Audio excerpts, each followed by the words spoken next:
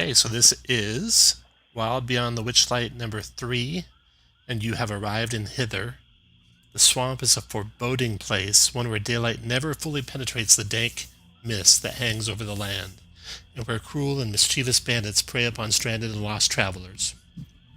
It's the realm of the present, where life and decay walk hand in hand, and where creatures live in the moment, not concerned with history or repercussions. Tiny G, you have a feeling. The nagging sensation that you're missing 3 inches is somewhere in this realm, but you don't know where. You arrived. I thought I did. You think you have learned. Well, let's do some character introductions in a second, but first, let's do character intros. So let's start with Big Blue. Go ahead, Big Blue. Good evening. Oh, do we want to go into the backstory too, or just like a introduction? brief why? What's your current goal, and have you learned anything that might help you get to it?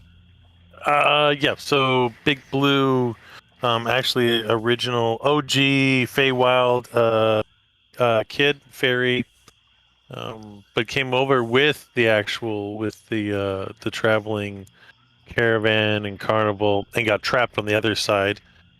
Without a family or any kind of pathway, got pulled into the clergy and kind of been looking for a way to get back, right? Oh, bless you. Bless you again.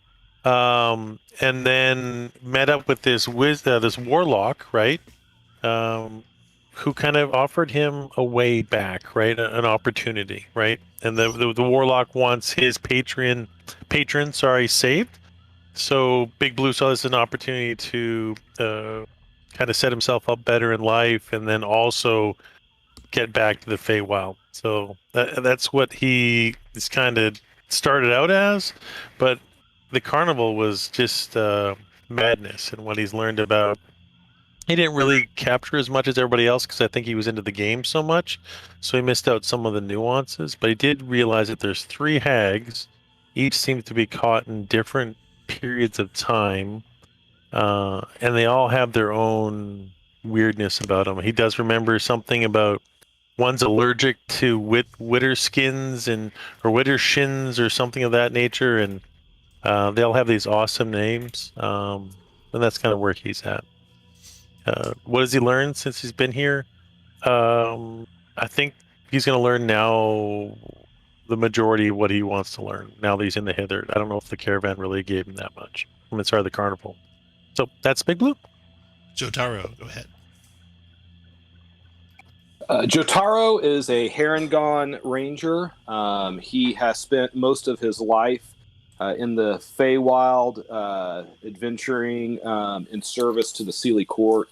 He's kind of a fixer for them. Anytime a member of the Seelie Court has something that is beneath them that they need done, they can make a pact with Jotaro to get it done. Jotaro, that's kind of his goal, is to collect Fey packs. Try to come out on top. He most recently was sent to assist a warlock in finding out what happened to his patron, Zybilna, whose domain is the domain of Prismere. He knew the Witchlight Carnival had a path to Prismere, that Zybilna was their patron, but it seems like maybe the Hourglass Coven of 3 hags has done something nefarious to Zybilna and or Prismere. And so that's what he's trying to find out, exactly what. Maynard, go ahead. Yeah, Maynard is a halfling who was adopted by a troupe of thespians. You might remember him from his performance as young Reedy in first 3 parts of Reedy Ruck Ruck. Maynard is looking for a map that he lost once long ago as a very tiny halfling child. And with it, he lost his sense of direction. Apparently, the hag Skabatha Nightshade has that map. And if word has it, she lives in a hollowed out tree in a sylvan forest somewhere here in Hither. She sleeps in a dollhouse and can't remember the first creature she sees when she wakes up. All very puzzling, but hopefully it'll make sense when I retrieve my map. Okay, Portia. Yeah, so Portia appears to be a tallish human. She's been living with the Witchlight Carnival for over a decade, mostly as a Witchlight hand for a large part of that, and then she was kind of taken as an apprentice under the fortune teller, who then retired, and she kind of took over that position. She seems to have some talent for tarot readings, and she's been seeking a way into the Feywild for her own reasons, and is very interested in helping everybody else find their things, because she wonders if maybe it'll help her find something that she's looking for. And Oh, and for what it's worth, there's some things that she's learned or recalls, is that the coven seems to be riddled with distrust, Tiny and G. maybe that can be used to our advantage. Tiny G is a fairy barbarian, even though he says he used to be a human. He used to be much taller. He's actually on a journey to find Bavlorna Lightstraw in the Fey Swamp. And it's said that she has stolen his inches. And one of the things that he's found out that RL also mentioned was that she's allergic to seeing someone run Wittershins, whatever that means. And yeah. It means counterclockwise. Oh. Is Tiny G as a human? Did he have any other human family? Yes, he is from the Gerzoni tribe. Tiny Grizzoni. That makes my night. Okay, so Tiny G and Portia wake up from nightmares. So you two, this is your second day of having exhaustion. You can each roll a D3 to see how much exhaustion you have. Ugh, Lordy. Ooh. Tiny G's only got one. He's feeling spry this morning. Portia as lethargic as ever. And then Portia, do you want to do a reading of the tarot cards for Hither? Oh yeah, sure. Oh guys, I'm totally unprepared. Hold on just one second. Why don't you get the cards out, get ready to start, and I'll give us some background stuff while you're doing that. Yeah. Okay, so you all have arrived in Hither. You stand at the edge of a 20-foot wide causeway under a hazy twilight sky. The causeway, which is built from pale stones, glow faintly from within. They tower 100 feet over the ground, way down below you. Large sections of this causeway have tumbled or crumbled away, too. A fog-shrouded swamp spreads out below you in all directions, and up from its murk wafts the smell of rotting plants. Also rising from the swamp is the music of nature, a discordant symphony of croaking frogs and singing birds. Looking over the edge, you see handholds and footholds carved into the upper half of the support pillars that lead down to large, colorful shelf mushrooms that cling to the lower half of the pillars.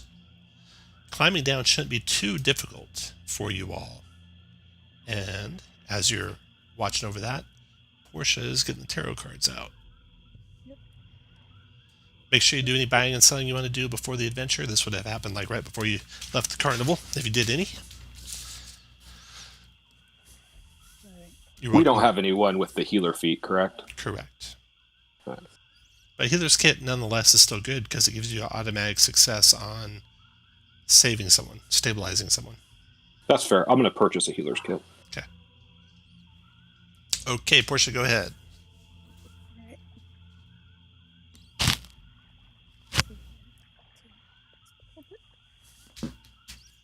Okay, so once again, we begin with the past.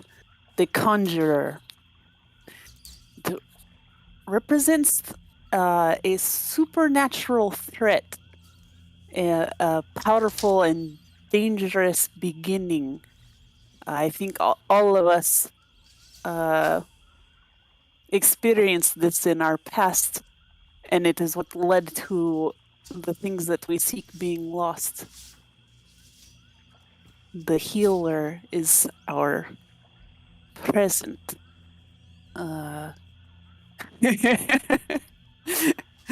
It unsurprisingly represents rest and recovery and healing, and boy, I hope this is really true because, guys, I am tired as all get out.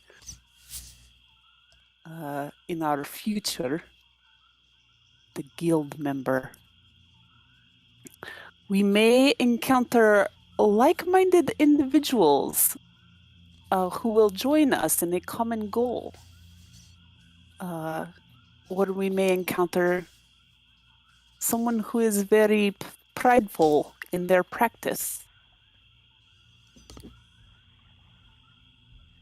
This card represents the future.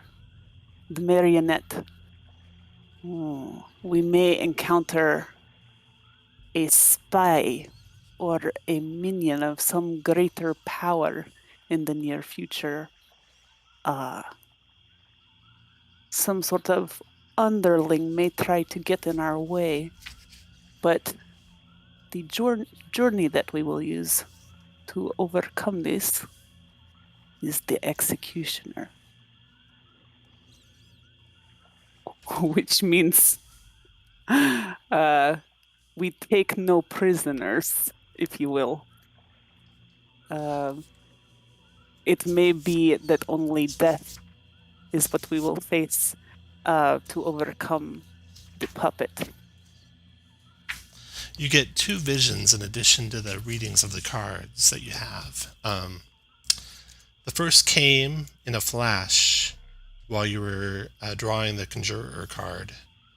And you saw little flashes of green, little green creatures, not unlike abominable frogs, the same things that you faced in the Hall of Illusions.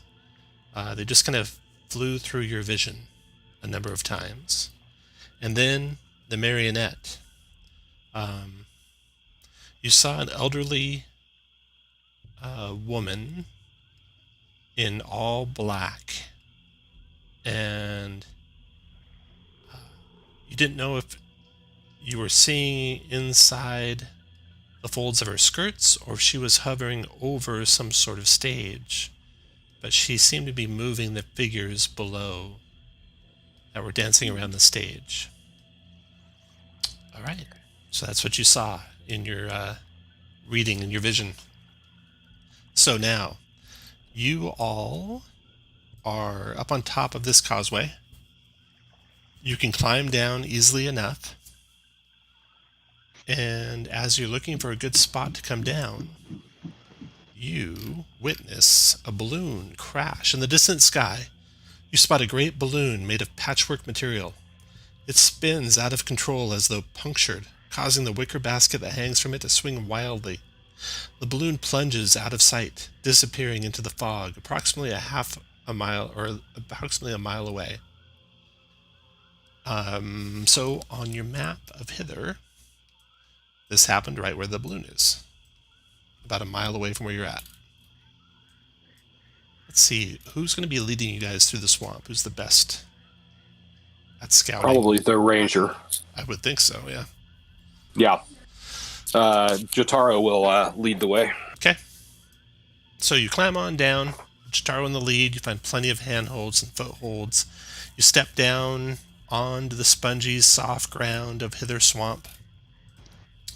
And as soon as you do, there's a commotion in the bushes nearby, and a great big crane goes flying into the sky. You all gather together, and you look around, and you head off into the swamp. Which way do you want to go, Jotaro? Head straight for the balloon. Okay. That sounds reasonable. So you begin traveling through the swamp. Sticky mud squelches beneath your feet. Tangled mangroves grow out of pools of rippling water, half hidden by the thick fog. and purple mushrooms cling to rotting logs and stumps scattered throughout the marsh. Crickets that glow like fireflies chirp serenely before they're snatched out of the air by the tongues of hungry frogs. We get a marshy order here for you. So, this is the marshy ground that you're traveling across. You're heading basically from the left side of the screen to the right side of the screen. You can put your lead person up here where I'm pinging, and the rest of you behind them. The ground is like half mud and half standing water. There's a few dry patches here and there, and where the ground rises a little bit more, there's some vegetation, mangroves and such, that can even block line of sight. That's the green outline over here and up here on this map that I'm showing you here. So as you're traveling, you hear something. You hear a song. You hear several voices joined in a marching song. They're coming from ahead and to your left. They're blocked from your view by the mangroves and such that are growing ahead of you. You hear what they're saying, though. They're saying, with sticks and stones we'll break your bones, or your nose. We'll beat you blind and steal your clothes. But none among us can compare to the one wily, swift, and stand-up hare. Scarf that's glorious, thief notorious, his deeds are truly meritorious. With a wink and a grin he'll show his cunning, a flash of his scarf he'll take off running. Quick as a bolt his long scarf trailing, gasping, grasping, you'll end up flailing. You'll pout, you'll moan, you'll huff, you'll sneer, thanks to Agdon Longscarf, brigand prince of Prismeer. And I just kind of groan. I was like, this guy's a real douchebag. Okay, so you guys heard that coming. Anything you want to do in particular? You haven't seen anyone yet, but they're about to round the bushes and come into view. Can I hide? Sure. You can run for a spot to hide. Back behind you, there's some trees and bushes. You can basically take one round worth of actions to get where you want to get to. Or do what you want to do before they come into view.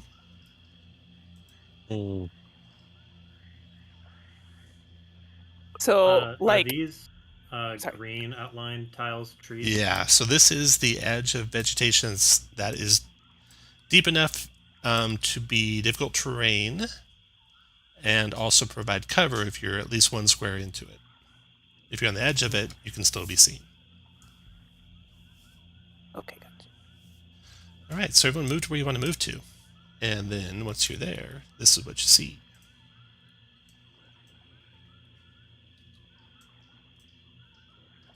So I think Maynard and Portia, you guys would still be seen there, right? Well, yeah, if everybody else is going deeper in, then Portia would go deeper in. Hold on one second. I'm just orienting my map a little bit better. Well, I just, if you guys are wanting to be seen, I'll do something different. No. David, are you wanting to be seen, or are you going to move deeper? No, I'm trying to get out of view. All right. I think you got to move one deeper in. Okay. All right. Everyone who went running that direction, make a stealth check. We'll see if they heard you run into the trees or not.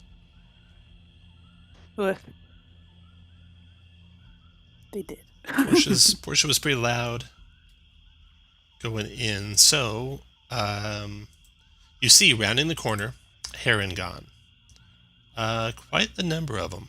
And you see there's a couple of them dragging a giant snail. They got some reins hooked into his shell, and they're tugging at him to get him to move as they travel. They're singing that song as they go. And they, of course, when they hear the noise, the leader holds up his hand and starts moving your guys' direction. So I'll start moving that way. Just tell me to stop when you're happy with how close he got. What do you mean? There. Okay. So the Herringon all are marching your direction. They've stopped their song. These ones in the back are falling a little bit behind, trying to drag that snail. And this leader's kind of peering towards the bushes and stuff because he heard you run into him. And so he's trying to decide what he's going to do. Jotaro, you stopped him. What do you want to do, Jotaro? I'm just going to holler out, we don't want no trouble. Just keep moving on. How many is we? Says the leader of the bunch, who's a female Erangone. More than a few, less than a ton. You can see that the Erangone are carrying clubs. They have slings with them. The leader says, well, my name is Jebek. You may have heard of me. This, you see, is a robbery. If you resist, we'll beat you black and blue. So come out of those bushes now, if you know what's good for you.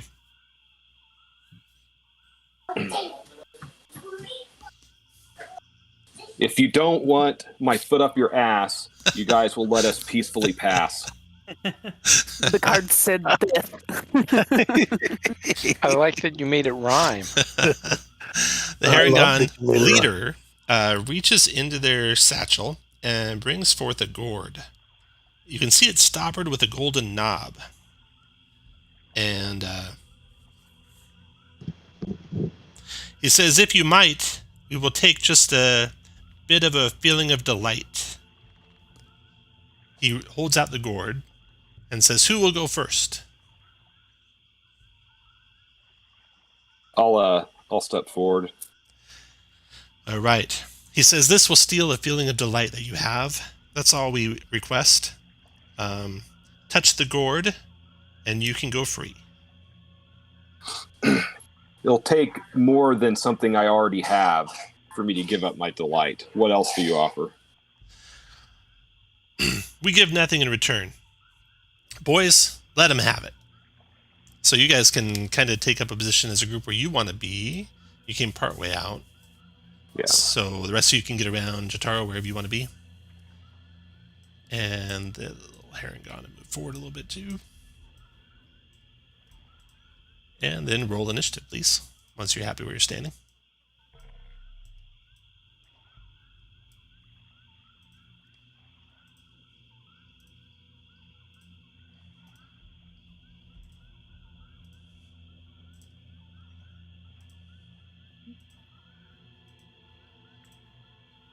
Oh, disadvantage, right? Everyone roll initiative, yeah.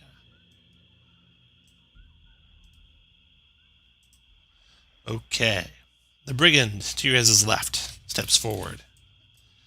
He takes his club. 1, 2, 3, 4. Goes running forward to smash Jotaro over the head with it. Hitting armor class 17, Jotaro. And doing 5 points of bludgeoning damage. And he says, come get him, boys. This one's not so tough. Then the leader comes forward and says, maybe you'll reconsider when we drag you out of the mud, and tries to club you over the head with advantage because he's got an ally adjacent, doing 6 points of bludgeoning to Jotaro. And then the one on the other side. And he clubs Jotaro. 21 for 5 bludgeoning. So Jotaro's getting beat over the skull by all these Erangone. Big Blue, you can respond now. All right. I'm gonna cast. Not really cast. I'm gonna use my action to create a bond between Jotaro and Tiny G. So within 30 feet of each other, they can roll a d4 on attacks, checks, or saves. And then as a bonus action, I will hit... this is so much easier when I don't have that many spells. I will hit Jotaro with a healing word. The snail is just kind of planting itself in the ground here, not going anywhere. Then the brigand that was trying to drag it gives up on it and moves forward. 1, 2, 3, 4, 5, 6. 6. Moving toward your flank, Big Blue. And then the other brigand on the snail, he gives up as well. He runs for the other flank. 1, 2, 3, 6. 6. There. And Jotaro, your turn. All right, Jotaro is going to rabbit hop to there. And then I'm going to move to there. Rabbit Hop is a bonus, if I do remember, so no Hex.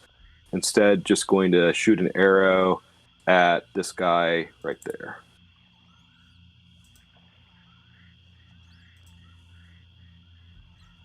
You connect.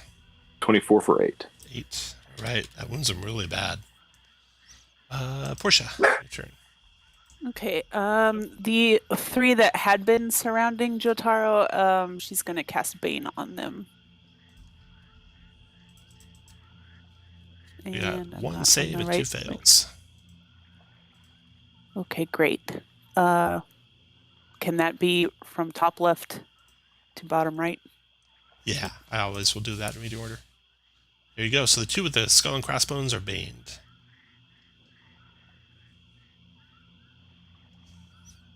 What else, Portia? I'm just gonna move back, and I will inspire Maynard. I'll Right. clap him. I guess I'm behind him, so I clap him on the shoulder and say, "You got this." All right. Thank The you. leader says, "Get the spellcasters." The one that hasn't gone yet goes rushing forward. 1, 2, 3, 4, 5, 6. 1, 2, 3, 4, 5, 6. And moves back by him. Big Blue there. Maynard, your turn.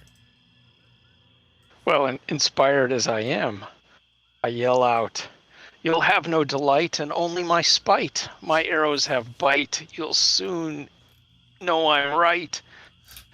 And then I'm going to shoot at the... Well, no, I guess I'm going to stab the one that's right next to me in Big Blue. So...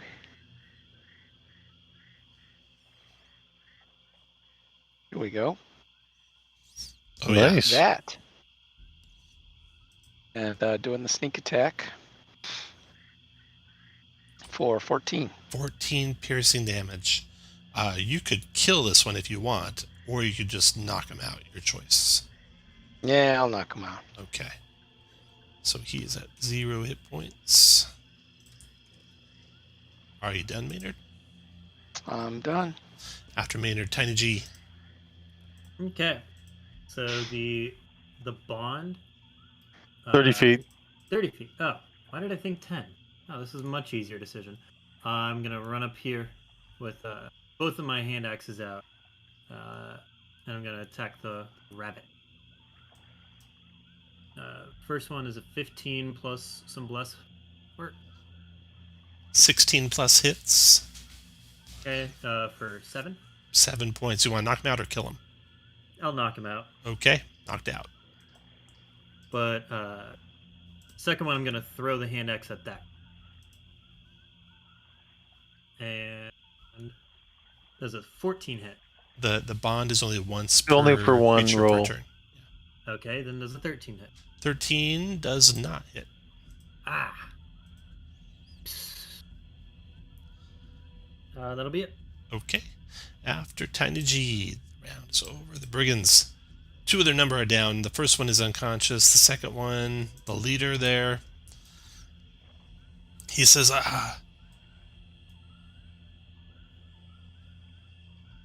You see him whisper to the other one. Tiny G, you can hear, he says, "Let's get out of here." And they take off running, basically in every different direction.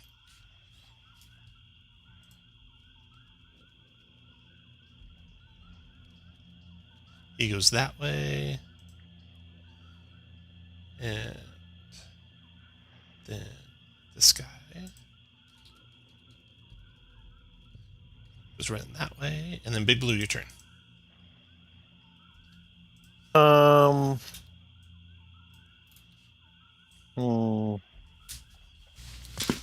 I will... Okay. So I will, if I remember, because I always get this wrong, so I will bonus action one more healing word for Jotaro, and then so I'll Sacred Flame the gentleman above me. Or did he look like he was running? Like when the other ones ran? Yep, it Did looks he like look they're all like going to run for it. all of them are? Mm-hmm. Okay. I will hold nothing. That'll be my turn. All right. I want to This- hold a cantrip, but I know I can't. The snail just goes wandering away slowly. Hey, I want to catch that snail. How Brigand's fast turn. does it go? It's surely Speed not of very 10. Fast. They are only super fast, like race worthy, when they got pixie dust all over them. Ah. That guy runs to there, and then this guy's running the other way. I know pixie dust makes me feel faster too. That's why I collect it. It's also called cocaine in the real world. Booga sugar. Okay, so the 4 brigands are running all different directions. You got 2 knocked out unconscious and 1 giant snail just meandering around, minding its own business. So what do you want to do with the ones that are left? And do you want to try and stop any of the 4 that are running? No. Nah. They'll be gone in no time. Okay, so the 4 that were running are gone. You got 2 unconscious and the giant snail. So I'm going to. Does anybody have any ink or paint supplies? Yes. I'm going to draw a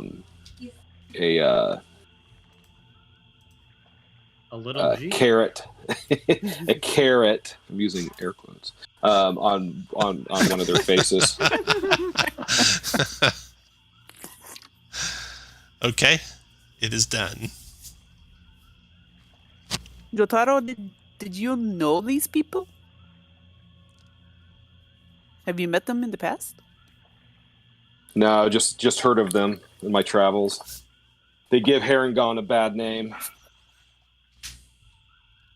I feel like the card said to kill them. should we No, not? then we'll have their boss after us. Better to leave them alive, I say. Okay. For now. So you rifle them for their belongings, get some coins off of them, and then you can leave them be if you like, or you can leave the coins on them too, whatever you prefer. No, we'll take the coins. Okay. And then do you want to leave and let them wake up later while you're gone? Yeah, I think so. That's prudent. Can we get the snail though? You can't really control it, and it'll really slow you down. Were they trying to? They have They reins on trying to it. eat it? They have reins on it, so you can definitely drag it and try and force it to go your way. They weren't trying to eat it. No. Oh. It was like a beast of burden. They had some of their gear on it. Oh well, let's at least look what gear they had on it. Yeah, you rifle through that. Take anything that's looks of any value. Nothing major treasure-wise on them. Just some foodstuffs and some trinkets and stuff. Well, I'll at least, just to be a little vandalist, I will untie the reins and the saddle and just leave them on the ground. Okay. And then go, aha! I unsaddled your snail. And then I'll go back to the group. All right. So this happened when you guys were following where the balloon crashed. You're about halfway to a structure that you could see just through the mist on top of the causeway. You have to get a little closer to it to see it now. On your journey to it, you come across an old abandoned raft just out in the middle of the swamp. It's about 8 feet square, a wooden raft that can support up to 1,000 pounds, a little bit more maybe. There's no pole with it, and also the ground is pretty muddy. You'd have to carry it with you where you want to go. And as you're looking at it, you notice that the water level is starting to rise a little bit. And it just keeps rising steadily for kind of an alarming amount. It starts getting, 6 inches deep, and then a foot deep, and then keeps growing. What do you want to do while that's happening? Get on the raft. Okay.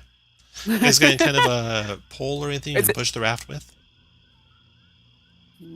Oh. My longbow. Sure. You can use your longbow for that. Would it? I don't want to damage it. I mean, is there any long sticks that could easily be broken off a tree? Yeah, you can do that. Smart. So the water eventually gets about 5 feet deep. So So you'd be swimming or, treading water / swimming to get to where you want to go without the raft. So pushing your way through the marsh, all of you on this 8-foot square raft. You can't... you're all pretty small, and some of you can fly, so it can support the whole group. You eventually come to the tower. Slanty tower. Let's see.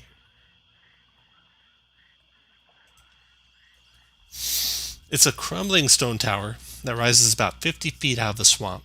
It leans at such an angle that it threatens to keel over. There's black brambles surrounding its base and clinging to its lower half. Hanging from the crenellations on the lower side of the tower's peak is a large woven basket at the end of a tangle of ropes and tattered fabric. The basket dangles 30 feet above the swamp. An open door opposite the basket reveals the tower is empty except for stairs that spiral up. But to get there, you'd have to go through quite a bit of brambles. The balloon looks not unlike this balloon, except it has no occupants in it. We don't see any people that fell to the ground beneath it or anything. No one around the periphery. Maybe in the brambles. You'd have to get kind of close to the brambles to find out. I got a map of that. Let me get this out here for you. I say we carefully make our way through the brambles and check out the tower. I think so too. Okay. Yeah, I'm hesitant to climb up it with the way it's leaning, but I would be willing to approach it. Now, you have plenty of time to take a short rest in your travels here. Do you want to do that before you continue, or save it? I don't need it. Save it. Okay. Yeah, Looks like we're I mean, I saving could. it. Okay. There's one bardic inspiration that I'd regain, but if we have the opportunity later, then I think I'm okay. All right. Do we think this is the same balloon that crashed, or is this It another does. balloon? It looks like the same Okay. balloon, yeah. But there's no one in it. And as you're getting up close to the brambles, as you get up to the brambles,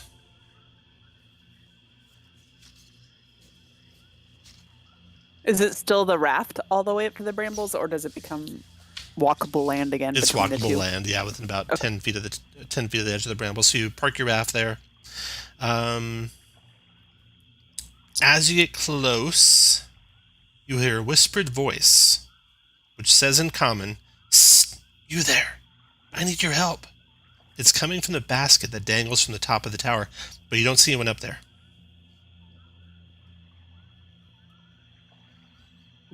Reveal yourself. Shh, shh, it says, shushing you as you talk. "I'm in a bit of a bind, as you can observe. I, Sir Talavar, as one of the Summer Queen's loyal servants, ask that you free me." Tiny, fly up there and take a look. Pitter patter. Tiny flies on up, and you can get a good view of the basket when you clear above.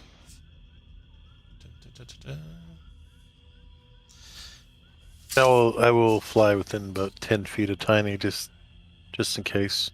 Seeing Just into in the case he needs basket, me to keep his peace. Seeing into the basket, you see that there is a bullywog corpse, which is like a bipedal frog. A bullywog corpse lying in the bottom of the basket, and there's a silver bird cage with a small purple dragon inside. There's a picture of your small purple dragon. He's got a mustache, and he says, "Ah, good, you can fly. Get me out of here. Oh, and we better hurry." So let's see. Big Blue, you're flying up to the basket. This. Make sure you get a boon out of him in exchange. All right. So you flew up here, Big Blue. This is like on the far side of the tower. Do you guys all want to be on that side of the tower, or you want to be on the door side of the tower? I thought the tower was in the other brambles. This is the tower base level, and the balloon is hanging up Oh. above, like right up here. Okay, gotcha. Yeah, it's opposite the door. So if you guys just came to the tower, you probably circled around to see the door. So we'll say that. You're on your way walking around to see the door. Tiny G and Big Blue flew up to look into the basket. You three are down here on ground level. Talavar says, "Oh, good, you can fly. We probably better hurry." And just as he sees that, you catch movement in the brambles, Maynard. Something big, slithering in between the brambles, comes into view. An enormous snake. And at the same time, Jotaro, you see another snake similar in size climbing up the backside of the tower. So he's like over here, which puts him right over here on the tower map. Top of the basket is at 30 feet. So Big Blue and Tiny G, you probably want to put an altitude of 30 feet on you guys. The snake will start 10 feet off the ground, which means, or no, 5 feet off the ground, which means he might be able to even reach you. Do his altitude here. Feet. Boom. Okay, so that snake's at 5 feet off the ground. This snake's on the ground, the one by Maynard. And everyone roll initiative, please.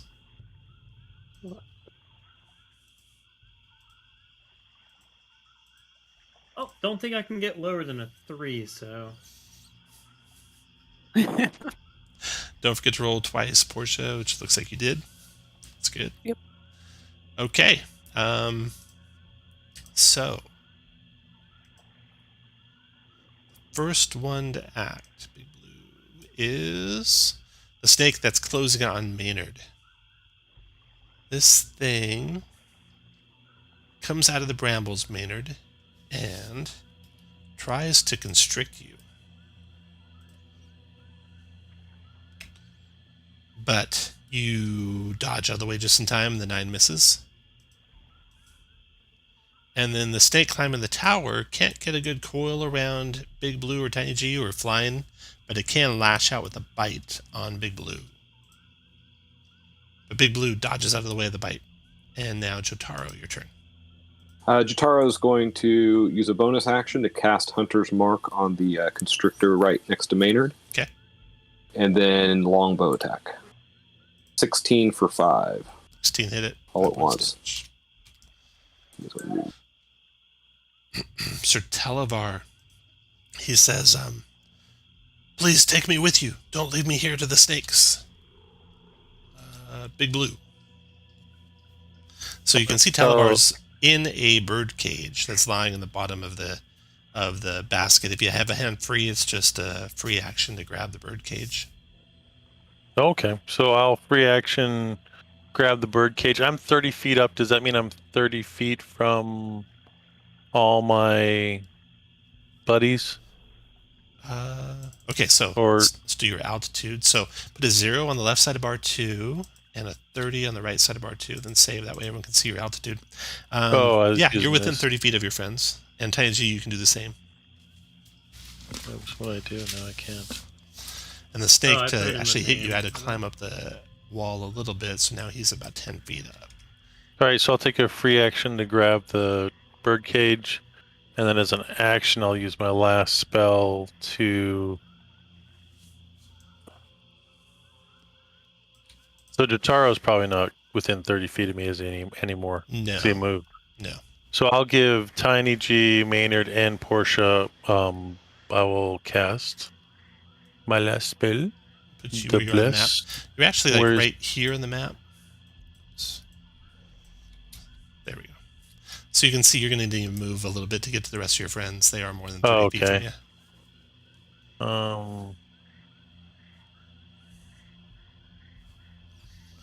right. Then I won't do that. I'll just, because I'm not close enough. And the snake. I will move over, yeah. I will move 1. Sorry, you want me to move like 1, 2, 3, 4, 5, 6.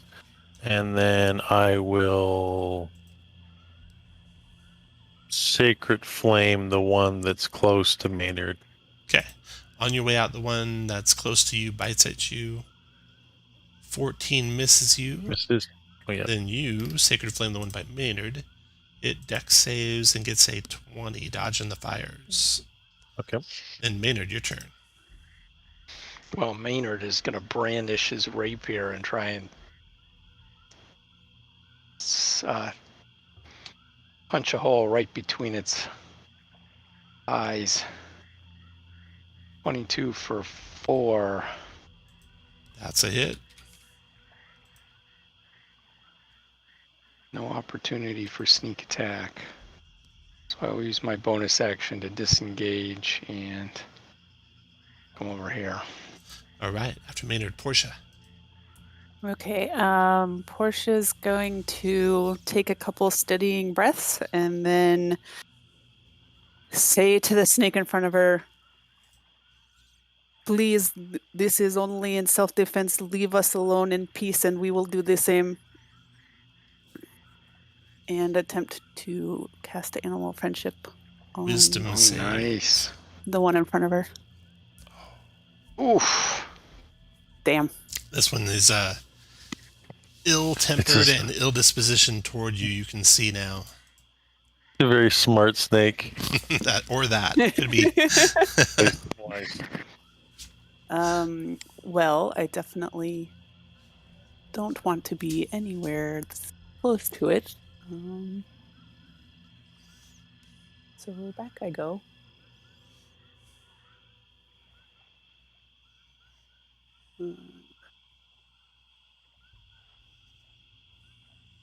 Yeah, can I? No.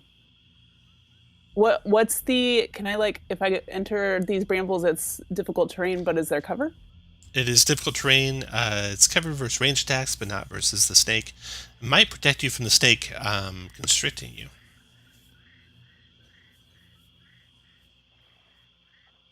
There's. Oh, okay. I see what you're saying. Okay, so I think I want to go here. Okay. It'll bite you as you leave its reach. Okay. Connecting and doing 17 piercing damage. Oh, well, I guess I You can probably move back to where you were. Yeah. here then. Oh my goodness. So Portia goes down as a snake strikes her. Tiny G, your turn. Okay.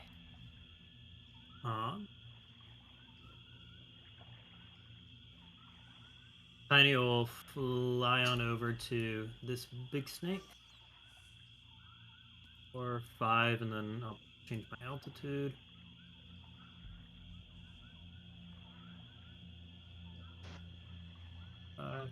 And then let's enter a rage and attack him with a battle axe. Does a 14? It does. Did I get blessed? Okay, for 14 damage. Got it. After Tiny rounds over the snake's turn, it turns its attention to Tiny, flying in the air there.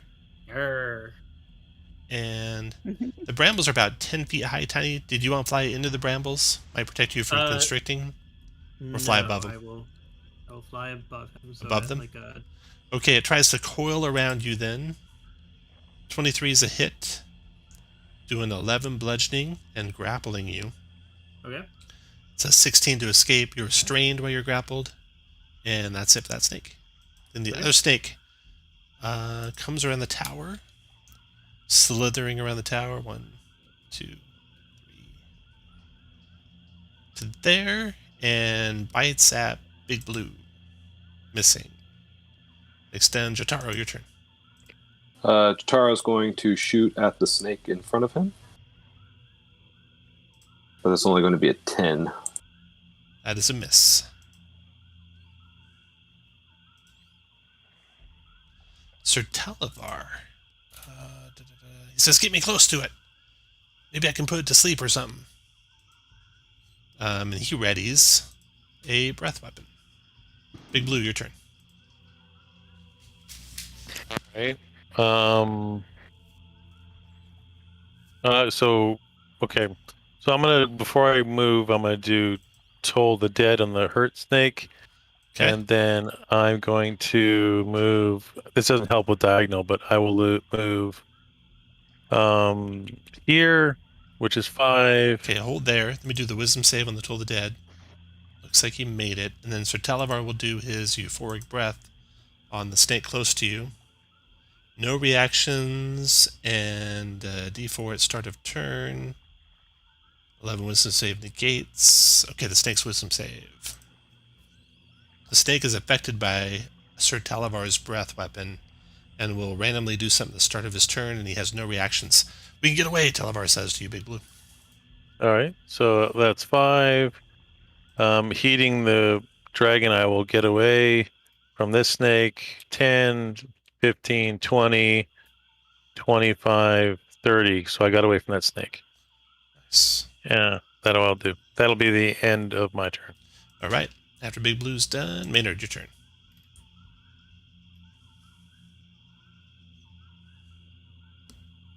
Mute. I'm going to attempt to hide from the snake. Using the bonus action. You are hidden.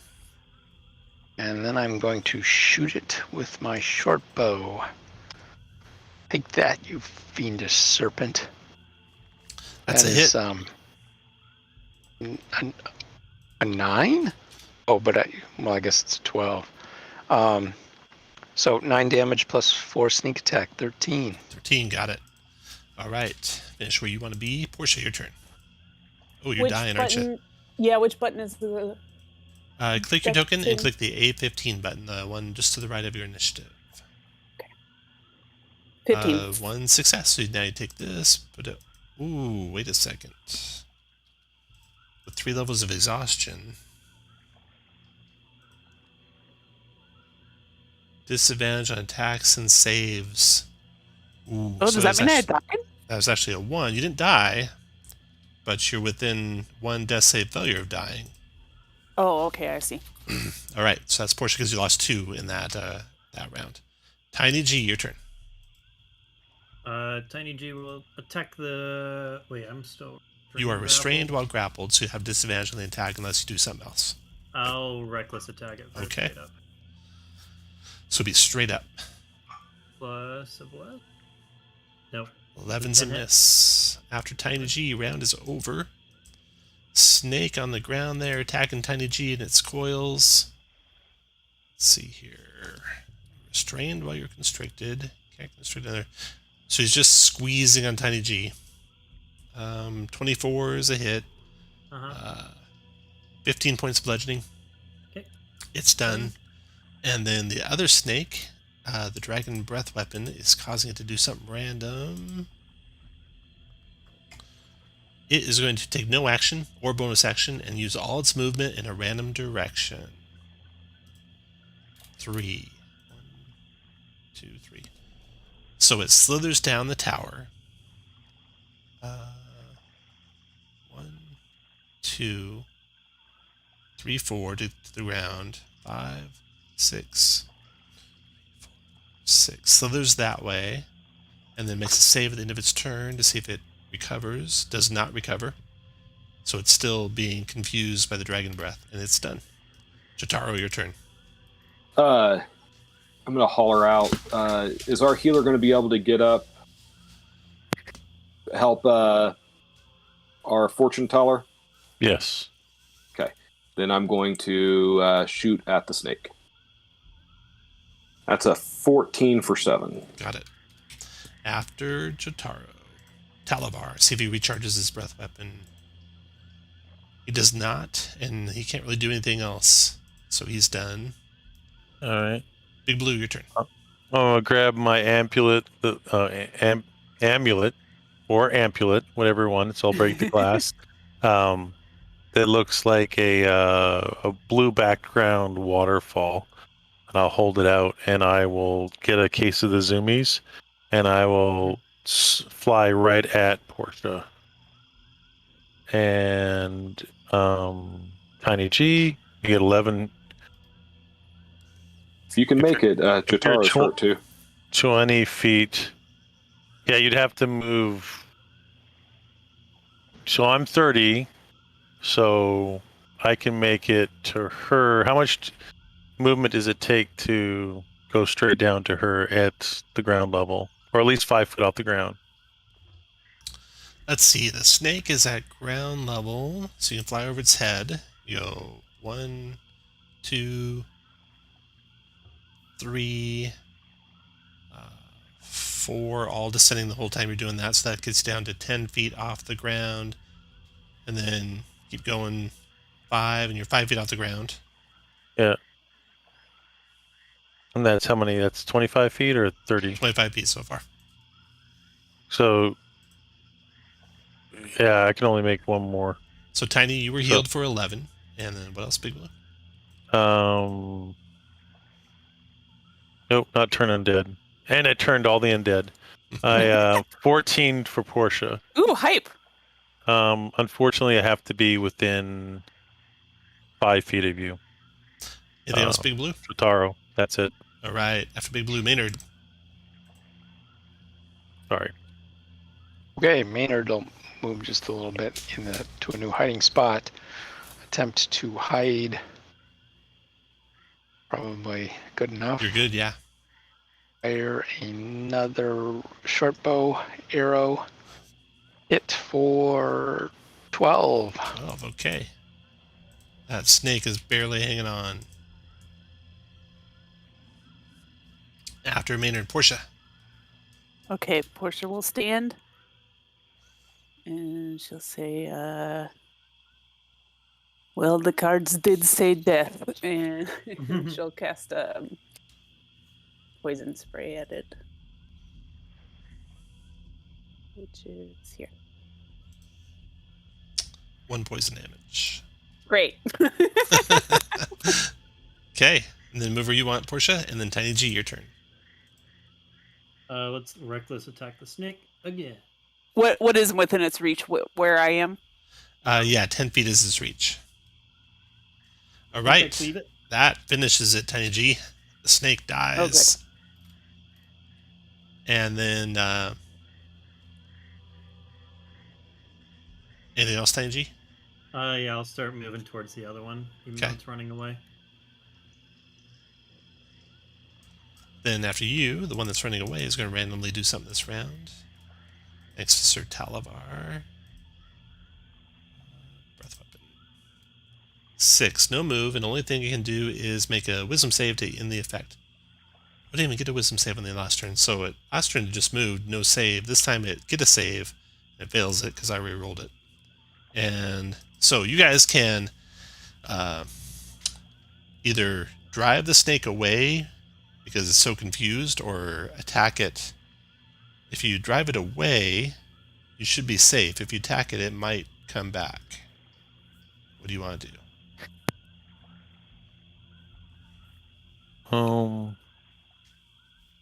I think I say drive it away. Okay. All right. Yeah, So, as a ranger, Jotaro would want to drive it away. okay. So you drive that one away. You killed the other one.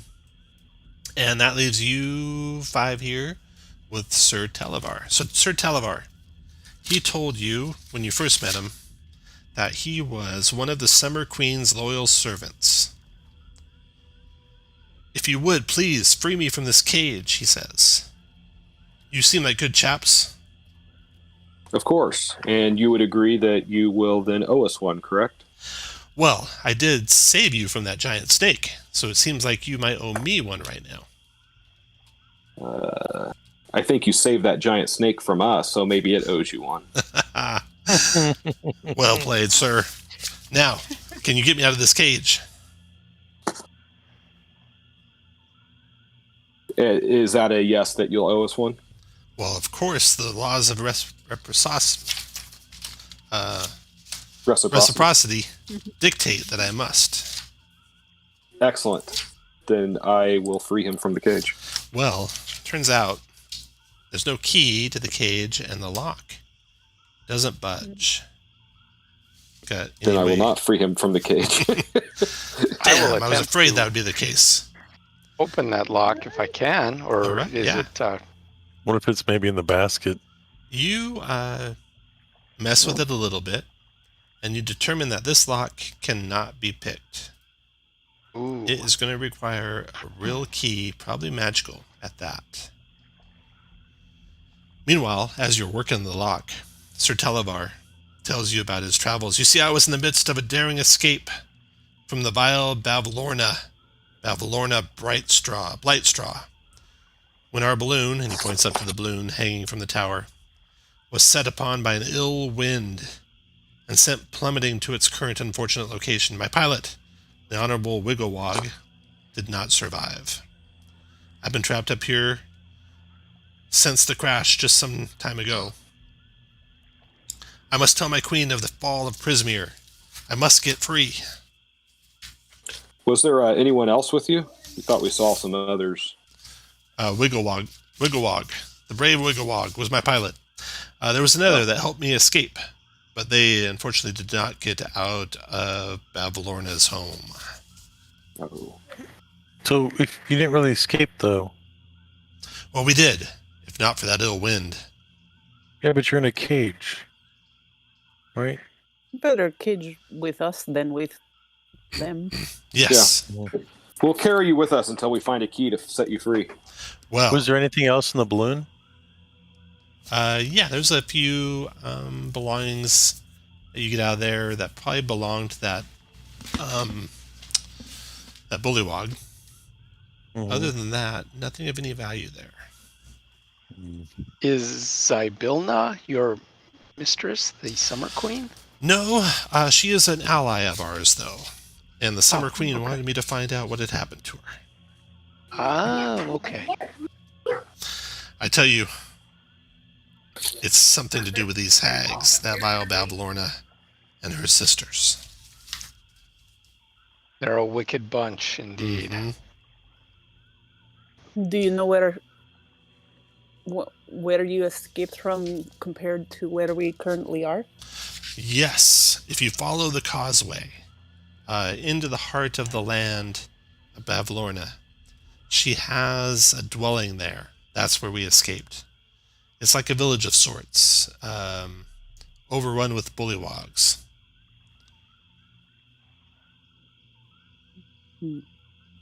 Now, The key to your cage is probably back in her lair. you would say? think so, but my good friends, the ones that helped me escape, they told me that we could find a key at Lemmy Hill. They said we were getting close when that ill wind struck. Well, from the causeway, did we see something that would look like that? You did. Further to the east of the slanty tower, you saw a big hill. And you could swear you saw like a cave mouth on that hill that looked like a keyhole. Ah. Well, after we explore this tower, we should head there. That sounds good, So chaps. We should explore this tower first. Okay. Let's see here. Yeah. He tells you all he's learned as you're exploring the tower. The tower itself is empty on the ground floor, empty on the level where the balloon crashed. You find some trinkets in the balloon of value. The fairy dragon, Sir Talavar, tells you that he's a knight-errant of the Sali court and loyal vassal of Titania, the Summer Queen. Aren't you of the Sali court, or are you hired by them sometimes, Jotaro? Yeah, I'm not a official retainer. But I have an exclusive contract with the Sealy Court. A mercenary, then, he says. Yeah. Well, we came to Prismere to persuade Zybilna to ally with us against the Fomorians. I'm sure you've seen battle against them, have you not? Oh, I've run into them once or twice in my career. Well, Nasty brutes. yes. When I arrived here in Prismere, I was seized by this coven, but Bavlorna trapped me. I know my way to get there once we get the cage opened up. I can show you where it's at. The bullywogs are quite courteous and welcoming there. They'll provide, provided one does not offend them. There are some good chaps among the bunch, but most are gossips. Bavlorna lives in a spooky cottage on stilts at the heart of the bullywog village. They call the place Downfall. Bavlorna has the ability to conjure minions And when you hear conjure, you remember the conjurer card. Mm. Conjure minions that look like tiny versions of herself. So you've seen these minions, possibly, if they're the same ones. They look like little frogs with big bulbous eyes. She has two sisters she loathes, he says, the Hourglass Coven. He looks around, gathers you all close together to his cage, as if he's afraid someone might overhear what he's about to say. And he says, this coven is using an artifact called Igwilv's Cauldron. They've frozen time in Zybilna's palace. They've trapped the Archfey inside. I must let Summer Queen know. We must get that key. So, Off to IKEA. will you go to the Telemi Hill for him and get the key? Who wouldn't? All right. But we should search the tower first. You So do. there's probably Yeah, you do. You don't find anything of any value in the tower. You Holy guys want to take a short Eventyr. rest before you go? Yes. I Both would like a Tiny short G and Portia will lose the level of exhaustion. So Tiny G, you can remove yours completely. Portia, you can be down to 2.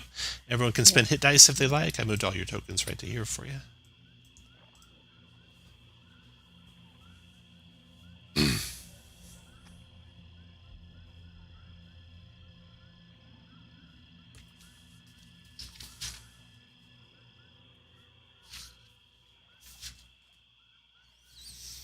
As you emerge from the tower after finishing your short rest, you note that the water level has descended again.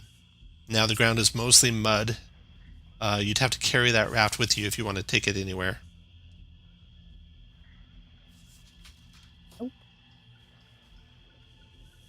Sorry, remind me which one of these is hit dice? Click your token and click the A15 button. Okay. There you go, so 7 and 4. Okay. All right, sweet. And you don't have to take both of them. Just take as many as you want. So you only really need the 7, yeah. So you still got one left later. All right. So off to Telemi Hill. As you're traveling across the ground, you encounter a field of marsh gas bubbles.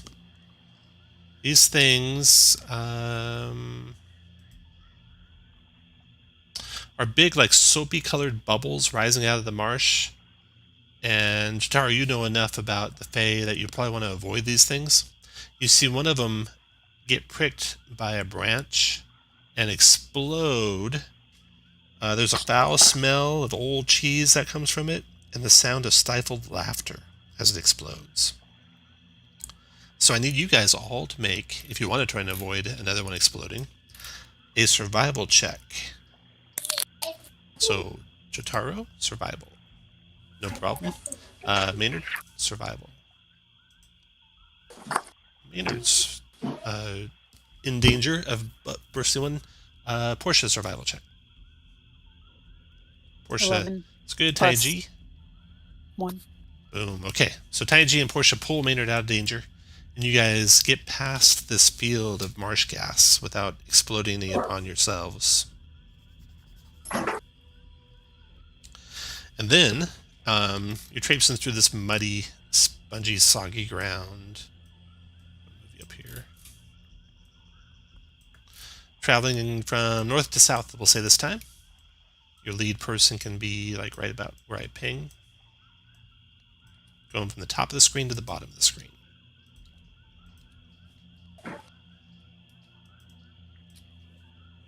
So put you guys where you want to be behind Jotaro. Are you holding the cage, Big Blue? That's probably appropriate. Okay. I'm probably at sea level now. Okay. Yeah, you have control over your altitude. You can just type in whatever it is all the time. All right. As you guys travel through the marshy ground, the swamp's water level is low, revealing muddy ground all around you. Mud mephits emerge from the muck, and they surround you. Uh-oh. This is going to get dirty. Sorry. There's a total of 5 of them. And the one that might be the leader flapping its wings, spattering you with mud, Jotaro. He says to you in... what language do they speak? Says to you something. We'll see if you understand their language. Anyone speak Unless- Terran or Primordial? Mm-mm. No. No Terran speakers? Nope. Nope. Is that the language of Earth? Yes, Yeah. it would be primordial on your character sheet, probably. How about Aquan, No. which is water? No. Nope. Abyssal, Common, Elvish, and Sylvan. All right. He is obviously asking you a question, Jotaro, and seems very distraught and angered that you don't answer, and then attacks. So roll initiative. Oh, well. Screw you, dude.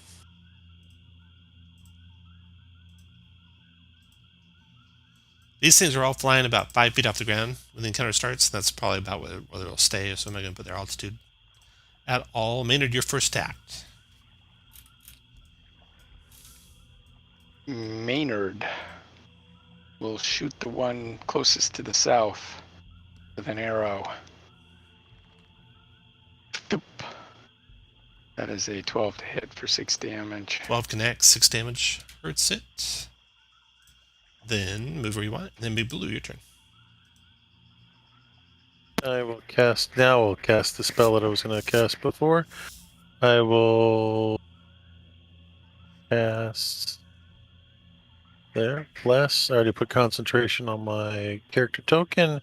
I'll give it to Maynard, Jotaro, and Tiny G.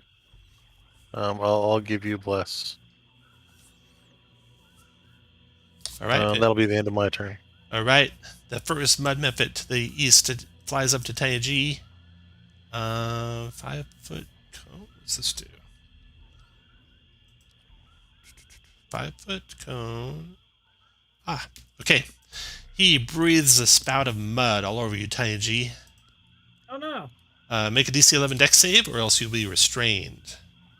Oh For wow. a minute? Yep. Wow. Easy. Yeah, you shake off the mud, no problem. Easy. Let's see. There we go. Okay, then we got Mud Mephit to the south attacking Jotaro with the same thing. Mud Breath Jotaro. Easy. Sir Talavar is readied. If anything gets within 5 feet of him. Tiny G, your turn. Hey, the one that spat some mud at me, not too kind. Battle Axe to the face does a 11 11 does connect. for 7. Then Mud Mephit to the north. Closes on Portia and spits out mud on you, Portia. 11 dex save. Okay. Portia makes it. And then we got Mud Mephit to the west. Attacking Maynard with the Mud Breath. Dex save, Maynard.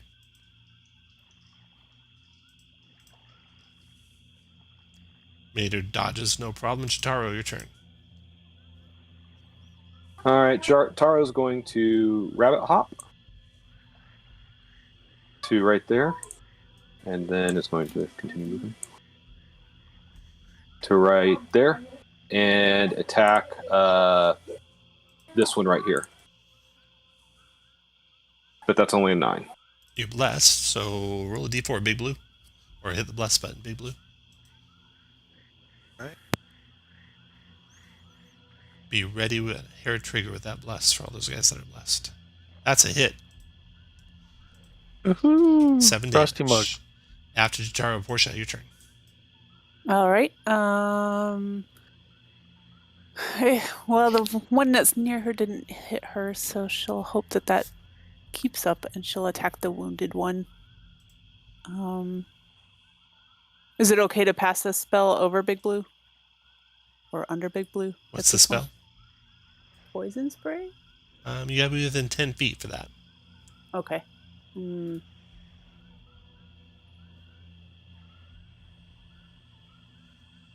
Okay.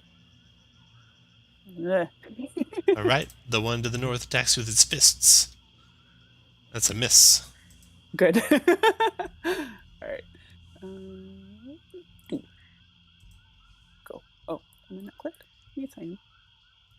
Sorry, I accidentally clicked it twice. The first one. All right, first one, 10 poison damage, 13 con save for half. Or negate, actually. Con save.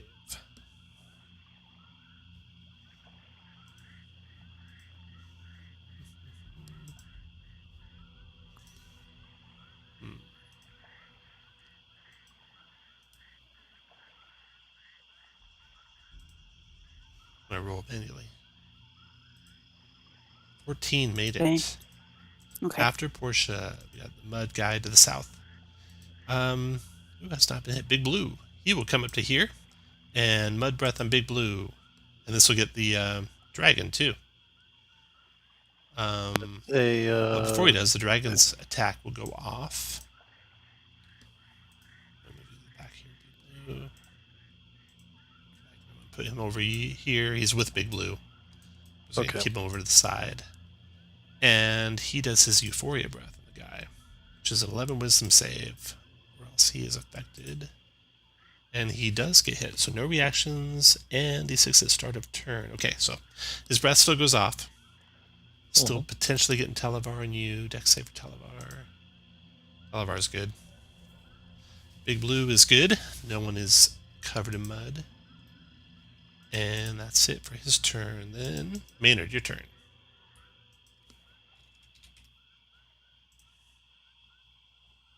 I think you're on mute.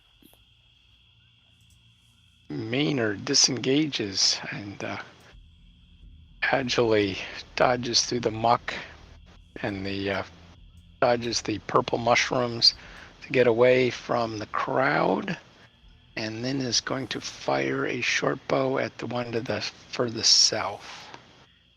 There's a 19 to hit. That hits. And 8 damage. Got it. After These Maynard, are tough methods. Big Blue, your turn.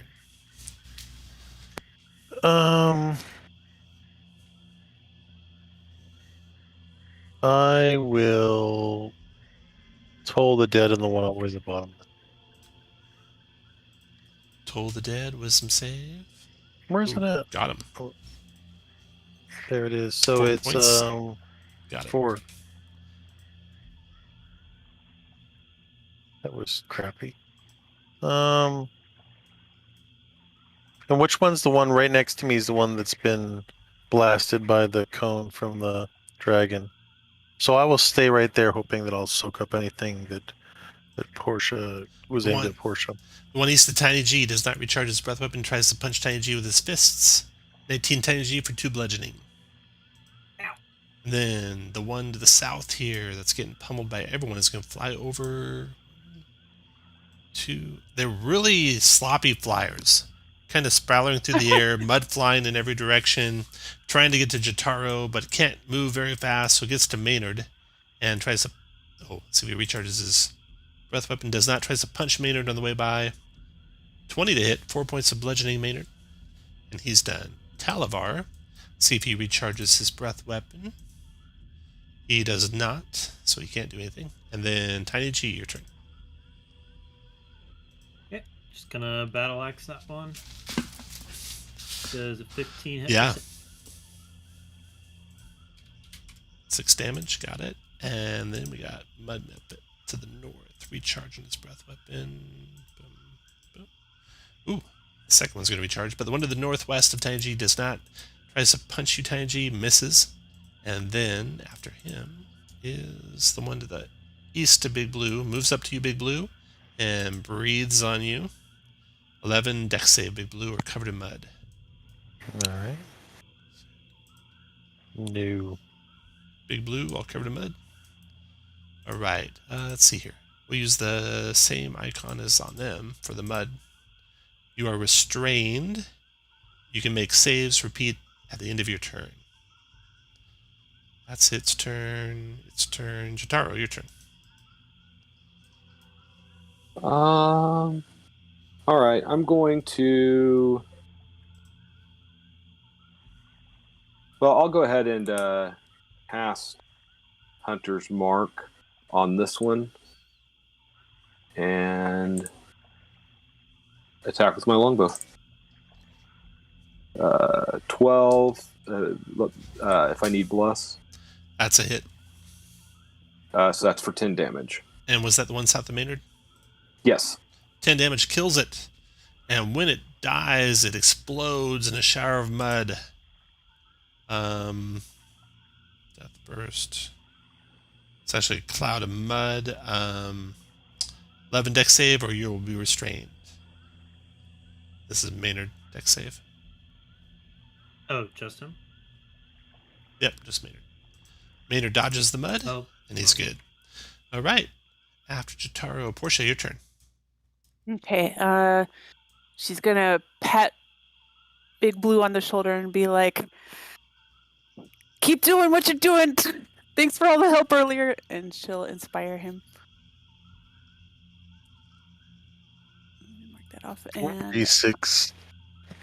And then she's also gonna like peer over his shoulder and attack this one with the poison spray. You got him if they take poison damage. Ooh, he's immune to poison. Oh, okay, that's good to know. Mm-hmm. Okay, then after Portia, we got that guy. Who Portia Don't forget that one's all messed up too, eh? What was that? That one's all messed up, right? It's got the random effect from the breath weapon. Yeah, it does. Okay, so first let me see if it recharges. Does not recharge, and then the random breath weapon effect is going to be a 6, so he does nothing except try to make a save. Wisdom. He fails it, so he's still affected. I'll use that. Okay, he's done. Rounds over. Maynard, your turn. All right. I draw another arrow and try and feather the one next to Tiny, to the right of Tiny. Oops, wrong button. 19 for 12. 12, nice. Okay, after Maynard, Big Blue. I'll try to get free. I thought I'd do something, but I'll try to get 3 because they get advantage if I'm restrained, right? You can't get free with an action, but you can get a saving throw at the end of your turn. Oh, so I get a saving throw regardless of what I do? Uh-huh. Oh, okay, so then I'm going to... Sacred Flame is not a range attack. Correct. So I will do Sacred Flame on the one directly west of me. Right? So I can do that without disadvantage, right? Got him. All right. Damage. 45.04, sorry. After Big Blue, make your save, Big Blue. DC 11 dex save to break out of the mud. You're out. You can take off the mud icon. That took forever to come through. And then the one east, Tiny G, recharges his breath weapon. Does not. Going to punch Tiny G with his fists. 16 Tiny G for 6 bludgeoning. Hits. Talavar recharges his breath weapon. Does not. Trying to break out of the mud. Does. And then Tiny G. He wasn't restrained. He wasn't restrained. It was just me. Your turn, Tiny. Yep. Ooh, it is a 10. Okay, plus. Yep. Sorry, I should be better That's at a this. hit. Okay, sorry. 11 points of bludgeoning. This one explodes. Tiny G and Portia both. 11 dex save or restrained. Portia makes it. Tiny G. You get to use your dex save. You saw it coming. So your danger sense helps you, and you dodge it. And that one's gone. Okay. After Tiny G comes the next mud bit. This one here by you, Tiny G. It disengages and dives into the mud. Then the one by Big Blue disengages and dives into the mud. And then Portia, your turn. All you see is one confused mud mephit. Do I not get to go? Yeah. Go ahead, Jotaro. Sorry. It's okay. I will. Jotaro will just. Well, you can't ready. Jotaro will not do anything. And then Portia. Would hitting it potentially ruin its confusion? No. Do we want to leave it like this? Or take it out? It's a shame to leave it confused like that. You got to take it out. Okay, fair enough. I haven't been enjoying all the mud splattering everywhere, and I don't want it to get on my cards, so I put them away and just attack with a rapier. Which is right here. Ooh, nice shot. After Portia stabs it, its turn. It's going to have the random effect of the Dragon's Breath weapon. It will do no actions or bonus actions and use move in a random direction. 8. So it goes to there, provoking from Big Blue and Portia. Mm-hmm. Portia stabs it for 11 more. Big Blue? Don't mess with Portia. No. Big Blue clobbers it and finishes it. All right, the mud methods are dead. You find in the remains of the mud a few little shiny coins and a couple gemstones. I was on mute. So you take those, and then you can continue on your travels. But first, let's take a break. So, I'm back. all right. So you finish up with the methods, and you continue on your travels when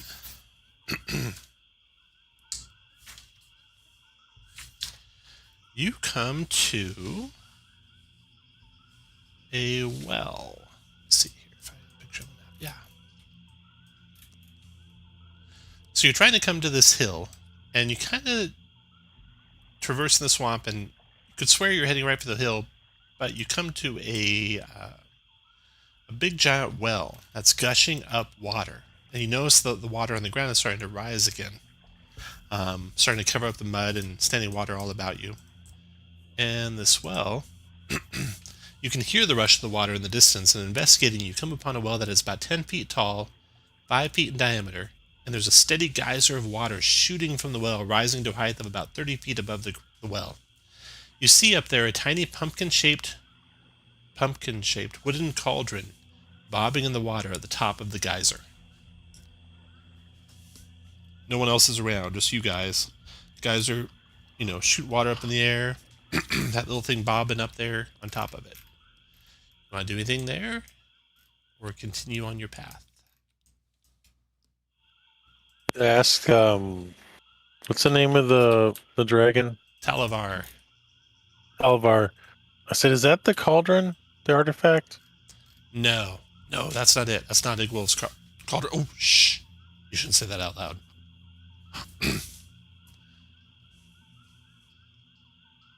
Here's a map Somebody of the go up there gushing and well. get it. Can we try to throw something at it that would push it off the water? Mm-hmm. Yeah. You sure can. You take a couple shots and make a dexterity check. Okay, I'll pick up a heavy-looking rock, I guess. Ooh, nice throw. Yeah. You knock it off the top of the geyser. It tumbles down on the ground. I'm going to move you guys over to where the well's at. Here. So you guys can take up your position like you came from this direction.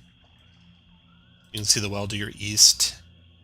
The thing you knocked off fell to the other side of the well. But before you can go over there and get it, you're just starting to go around to the south or to the north, your choice. So put you guys like parallel to the well, north or south. And the thing is on the ground. Falls to the ground right where I put that crosshair. You can put your guys either here or here. Yeah.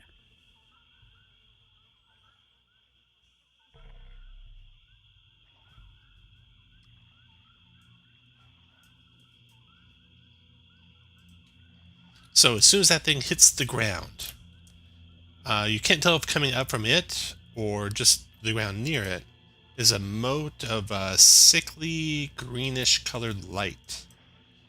Flies up into the air and then darts towards you, and you got a bad feeling about its intention. So everyone roll initiative, please.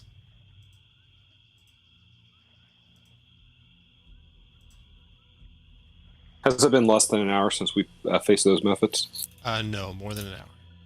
Damn.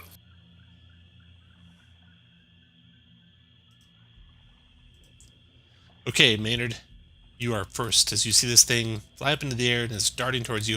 It's within reach. It's only about 5 feet off the ground right now.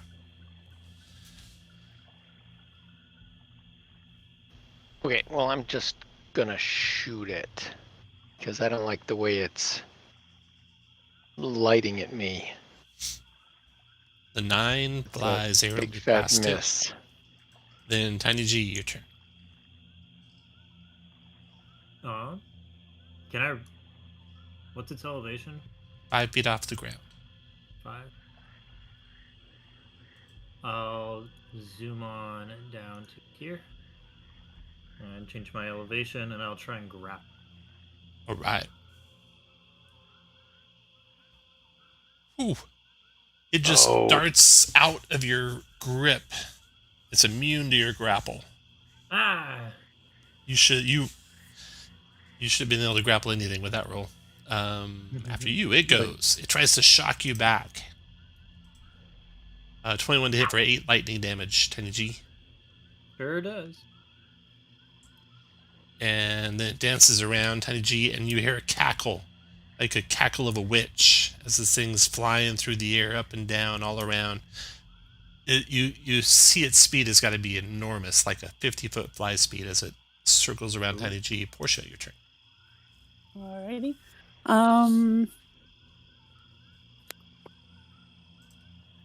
Range. Oops. Okay. Well, I guess I would like to attempt Tasha's hideous laughter on it. All right, click that button. See if maybe I can get it to slow down with some humor. Where is it up here? Here? 13 wisdom save negates. Let's see here. Creature you see, intelligence 4 minus is immune. Prone plus incapacitated. Save, take damage. Turn. Okay, 13 wisdom. Ugh. Ooh. Man, these guys have been critting on their saves here. Yeah. Finish your move where you want.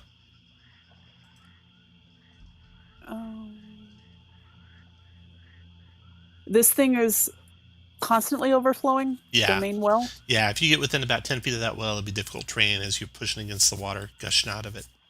Okay, gotcha. Well, for the Big time blue. being, I think I'll stay where I am. Sacred Flame, the thing that tries to dodge the flames. Just amazingly fast, this thing. Wow. No chance of catching it with that spell. Yep. I move closer to Tiny G, though. All right. Then Talavar's with you. He just readies his breath. Jotaro, your turn. The 10 misses it wildly. Bounds over. Maynard, your turn.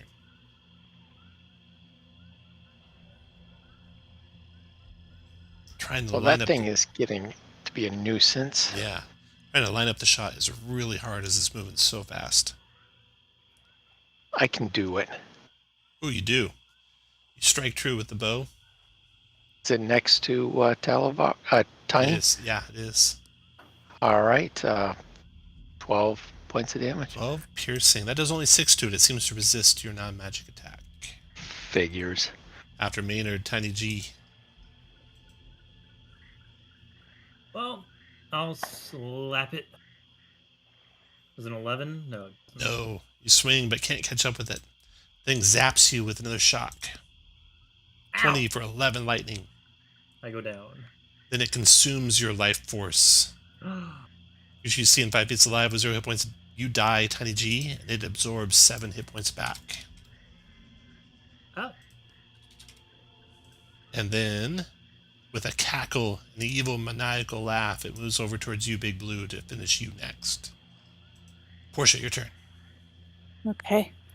Well, I'm gonna check Oh, to actually, see I'm sorry, Tiny G. You get a con save, DC 10. I bet you can make that. that was pretty crappy. Easy. All right. So the thing does Don't not gain discount. 7 hit points back, or 6 is Wow. actually all it gained. And you still are 0 points, and it stays near you. Actually, they'll move next to 9. Okay, Portia. Okay. Well, I'm gonna at least see if this thing is immune to poison spray. Con save for the poison spray. Made it. Jeez, Bert. Another crit. After Portia, Big Blue. Did the ready to action for Talavar, did that go Oh, off? yeah. Talavar tries to breathe on the thing. The thing gets a saving throw. It's wisdom. It's wisdom. Oh, we got it. Talavar, go. Talavar.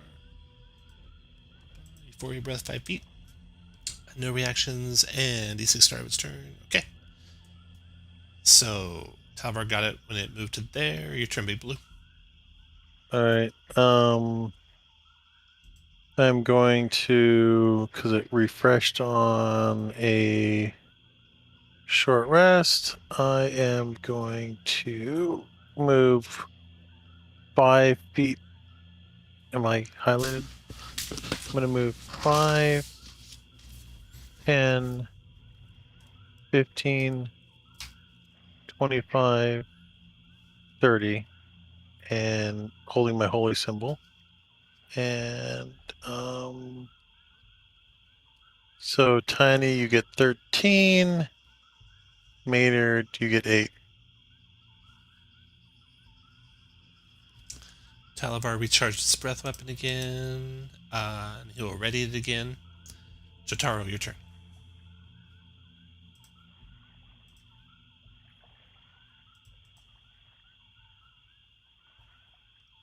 No, 26. Nice shot. Nice shot, Jotaro. Mhm. Muted if you're talking. Don't think you have 100s marked, so I think you did 7, which does 3. After Jotaro. Now he's over. Maynard, your turn. Okay, I'm gonna go up and try and hide behind Portia, and then I'm gonna shoot it. First to hide, and then fire away. 21 to 18 hit. stealth is good. And 21's a hit. For 7, it looks which like does 7. 3. Take that, you. After Maynard, Tiny Light. G. I'll stand up first, and I will gruntingly go towards it with a battle axe to the face. As a 13 help. 13 missed. It's too quick for you. It turns on you. Tries to shock you back. Oh, wait. No, it's got its breath weapon thing going. Sir Talavar's breath weapon is 6. It does nothing. Instead, it gets a wisdom save at the end of its turn, which it makes. So now it's able to do its own thing, but that's the end of its turn. Portia, your turn. Okay, well, I'm hoping it's kind of distracted by Tiny G. Try again. Poison spray, 13 con save. Made it. Whew. Getting closer, though. Big Blue, your turn. All right, I will use my last emboldened bond. Who's doing the damage? Between Maynard and Jotaro. All right. Right. After Big Blue, Take that action, and then I will move over here. Talavar readies, and then Jotaro.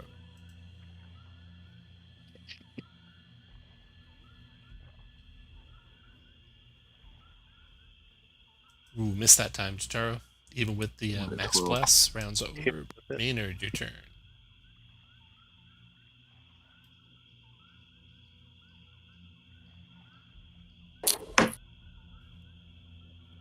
Okay, I'm gonna try and come over here and hide behind this plant again. Good enough. Good enough. And then shoot the darn thing again for... Ooh, nice. 14 Is that a points. crit? 14 points. Does 7 to it. After Maynard. Tiny G. Try one last time. Boom.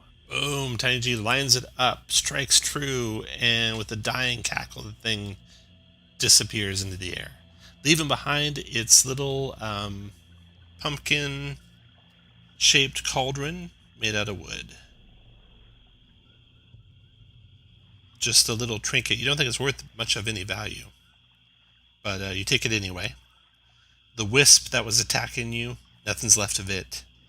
Searching around the geysering well, nothing there. But it seems like this well, or maybe this well and others like it, are what's filling up the marsh with water.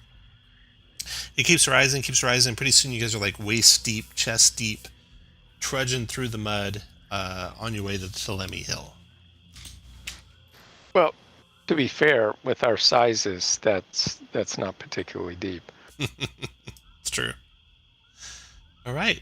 Only be inches. It might be just a puddle, but because we're all miniature people. So you were there at that gushing well, and then you see Telemi Hill through the fog, and you come to it. So you are greeted by the scent of a sweet-smelling fruit. Damp, downy, silvery green moss blankets a gentle upward slope before giving way to a craggy ridge that marks the top of the hill. You thankfully emerge from the swamp water, dry yourselves off as best you can, and start up the hill. Dozens of willow trees dot the hillside, swaying as though a breeze is blowing, despite there not being one. So you can see at the top of the hill there's a cave mouth. What do you guys want to do?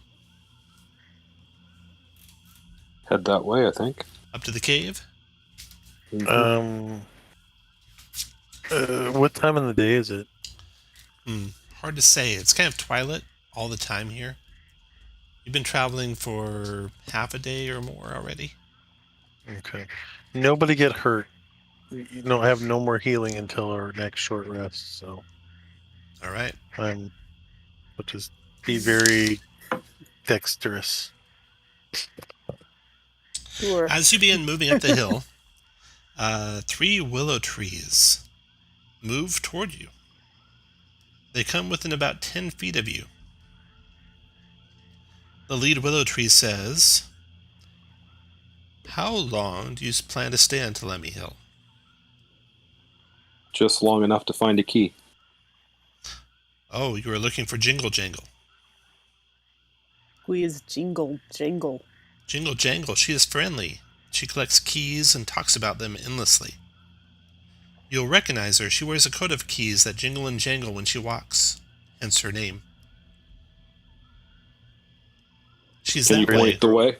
It points to the keyhole cave at the top of the hill. It says, And "Be that is careful, where we though. go.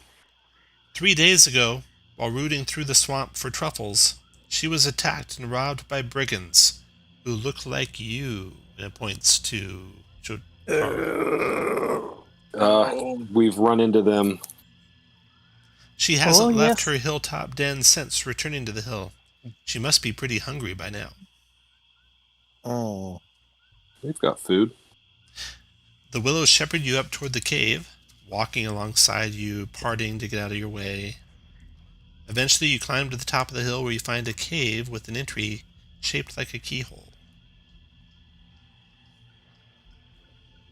Hello, Jingle Jangle. We come in peace. Will you let us enter? You just hear a jingle jangle of keys in the distance.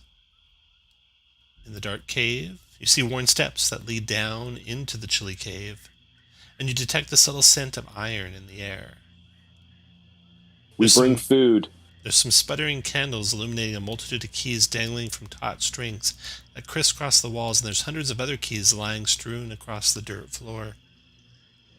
A figure comes into view. It is probably Jingle Jangle from the looks of it. A goblin A goblin dressed in a coat with keys all over the coat. And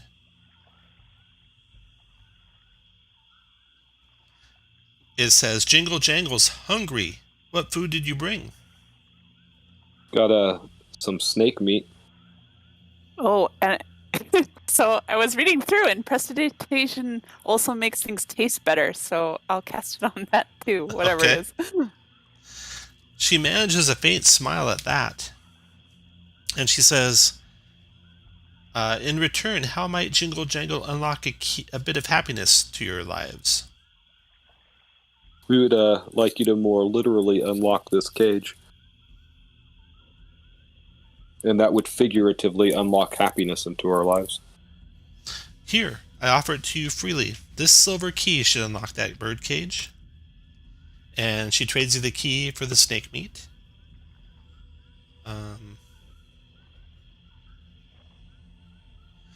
Better you should have this key than those long-eared brigands. First they stole Jingle Jangle's truffles. Next they'll want Jingle Jangle's keys. Someone ought to give them a good shaking down so they know what it feels like. Well, we gave them a good walloping a little bit ago. Most of them got away, but a couple of them we gave a good proper thrashing to. And then I drew the carrot on their face. You know. You know, The a carrot. She laughs. She manages a faint laugh at that. She says, you might have bitten off more than you can chew. Their leader is Agdong Longscarf. He wears a bright blue scarf and moves as fast as the lightning. If you head toward the Brigand's Tollway, you might encounter him there. I've heard he's a right arsehole. That he is. Okay, so she unlocks the cage. Oh, she gives you the key, the silver key, to unlock the cage to Talavar's. And Talavar's like chomping at the bit to get out of his cage. Oh yeah. We were continuing the conversation with his key to his freedom. Yep. We're just going on and on. He's like, Yep. come with me, and they're like, oh yeah, the dragon in the cage. So I'll unlock it. He Can I leaps keep forward. the cage? Yeah. He leaps forward, Right. and he says, your valor will not be forgotten. I bestow upon you this meager gift. He draws forth his sword and hands it to the party. It is magical, he says. It would function as a +1 dagger for whoever wants to carry it. So a +1 dagger Talavar gives you. And he says, I must now travel to the Summer Queen and tell her what has befallen these lands. I hope our paths will cross again, though. So do I. It's been a pleasure. Yeah. Your breathing was very helpful. Thank you. Your breath is clutch. He bows deeply and flies off into the distance. Jingle Jangle is impressed, says Jingle Jangle. You are friends of a dragon. Where is it that you all Multiple travel dragons. to? We seek the hag that makes this land her own. You will find the hag past the Brigand's Tollway. She lives in a village called Downfall. A village ruled by bullywogs. They like to gossip. That they do. What do And you that think? is where we go. So what, Jingle Jangle, what do you think the key to our success is if we're to go to this village and talk to the hag? Do you have any, can you metagame at all, Jingle Jangle, and help us here, or anything you might know? I know to be careful at the Brigand's Tollway of their camp, which is upon a stump, because it gives them the advantage of high ground. When you get to Downfall, there's a scout there who can guide you in your travels. Their name is Clapperclaw. They're a pincer-clawed scarecrow. They hang around Downfall, and they know the way to the neighboring realm of Thither as well. That's ruled, she whispers, by a hag named Granny Nightshade. Ooh. I imagine that's where we go next. You are welcome to stay if you need to rest, and maybe travel on in the morning. That sounds good to me. That sounds like a long rest. Good idea. All right. You guys take a long rest in the key cave at the top of Ptolemy Hill.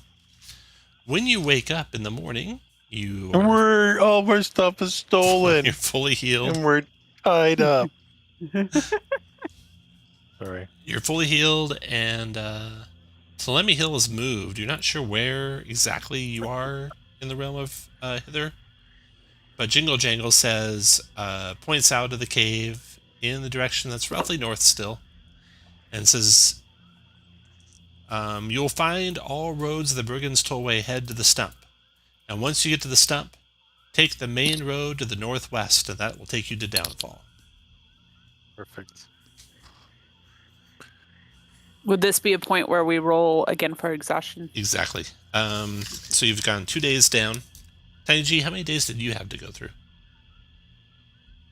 How many days for your exhaustion? So you rolled a d8 for number of days. Do you remember what you rolled? No, I don't. Not You at all. don't? I thought it was 5. 5? Okay, we'll say it was 5. And you had 8, right, Portia? Yeah. Oh, yeah. Okay, so day number 3, both of you roll d3. Oh, nice, Portia. Yay! Oh, you both only have one level of exhaustion. Okay. So you set out from Ptolemy Hill. The willow trees dance and twirl around, celebrating your guys' trip. And you're helping Jingle Jangle. Jingle Jangle waves to you from the key cave. Tom, just one thing. Given what I've run into in the last session, I'm gonna unprepare create water and prepare cure wounds. Okay. So I'll just roll that from whatever one that comes up. Sounds good. All right. Sounds good. Helping Jingle. Okay, so the hill is delighted. The willows dance around you in appreciation. One of the willows gives you an iron key. It says to you, Jingle Jangle dropped this in the dirt. It will be useful for you later on. So you guys have an iron key for one of the willows at Ptolemy Hill. Okay, so you travel to the north. Beyond the wall, or No, to the north of Okay. Ptolemy Hill. You Okay. haven't got to the Brigand Tollway yet. On your way to the Brigand Tollway, you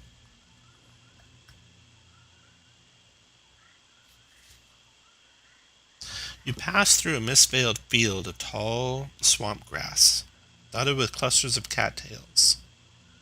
You hear rustling in the vegetation ahead of you. Do you want to hide and see what it is? Yes.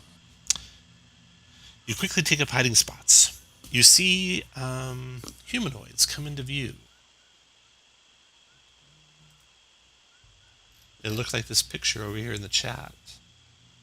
They walk on stilts and wear patchwork rags and furs. Strapped to each of their backs is a wire cage padded with straw and filled with eggs of various sizes and colors. They look like hobgoblins. Do you make yourselves known or stay hidden? Say we stay hidden.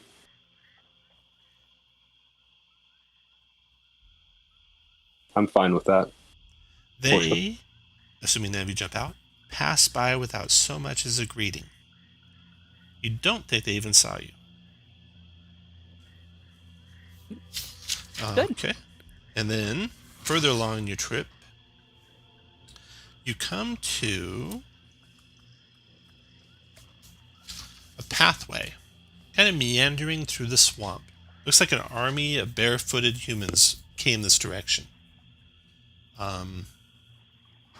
It's going the same direction you're going. And eventually, you come across a strange sight. Up ahead in the swamp is an inn. It's a squat 3-story structure with a slate shingled roof and worm-eaten wooden walls. Dozens of tiny orbs of pale light buzz about the exterior like flies. It rocks and heaves while in motion as it crawls through the swamp on fleshy legs. You catch the smell of hearty stew wafting from its open windows and see smoke rising in cottony puffs from its stone chimney. It stops moving and settles down onto the ground. I have another picture of it over. I have another picture of it right here too. Feeling a little parched. There's a big picture of it. So it's settled down on the ground, so you could approach it and see what's inside if you want. Absolutely. Heck Right. yeah. Punch the ticket. Inside the inn is just one denizen right now. An elderly female human of Shao descent. She greets you.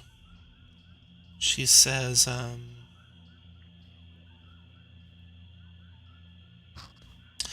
"Weary travelers, please come inside. Please have some of my stew and plum pie. Any old trinket will do to repay me."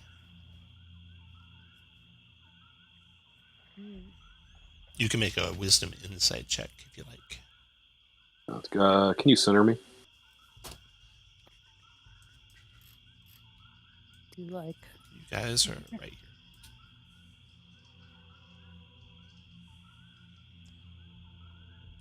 here. Sure. Hot meals, hearty stew, plum pie, and any old trinket will do to repay. You can even stay. Free beds for the night. My name is Sue Harabox. She asks each of your names as well. I give him. I am Jotaro. Portia. Pleasure to meet you. Big Blue. Pleasure to meet you all. What brings you here to Hither? We're looking for news about Zabilna. Yep. Oh, Zabilna. In her time, this inn was the talk of all of Prismere. I'm afraid something has happened to her. I've heard rumors that she's trapped in her palace. If you promise to help restore her, all my food is on the house, and you may stay in our beds for free. I will make that vow. Considering I've already made it. Mm-hmm.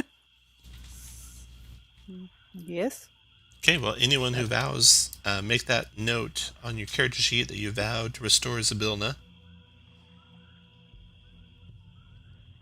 And therefore you didn't have to pay. If you decide to pay in a trinket, go ahead and mark off one of your trinkets.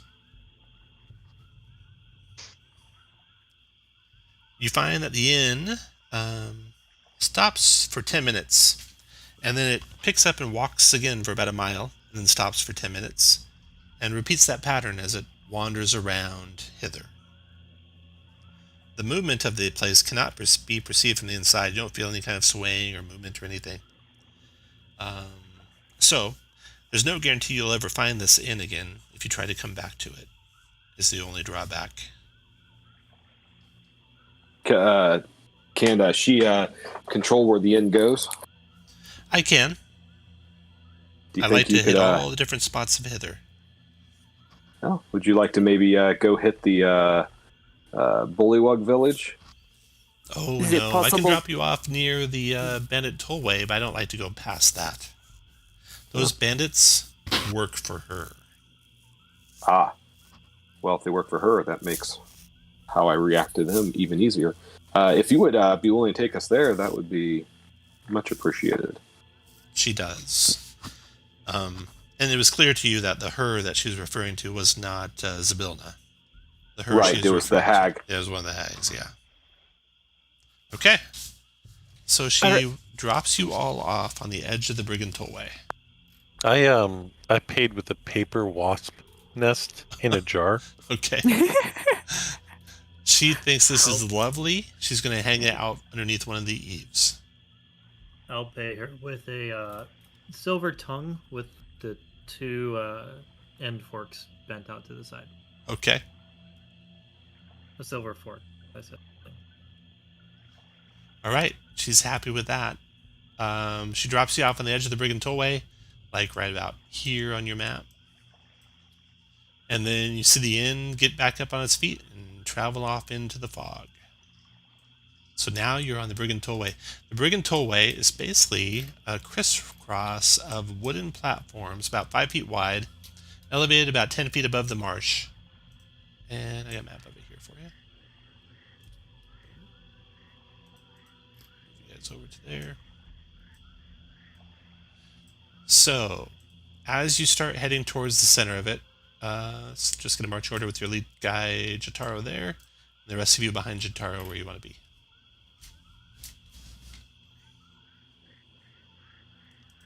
Oh, there we go. You see me. Oh, look at this.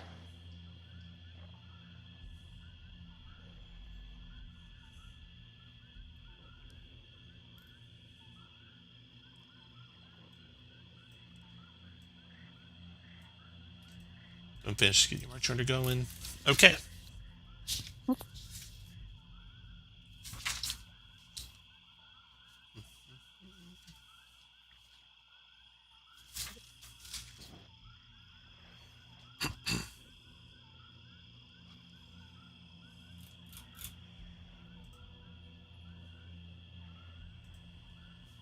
A foggy marsh stretches out before you. Rickety causeways made of wooden planks form a wide, web-like structure above the bog. Many of these causeways converge on an enormous ivy-covered tree stump that rises a good 10 feet above the 20-foot-high fog bank that enshrouds it. It's far off in the distance when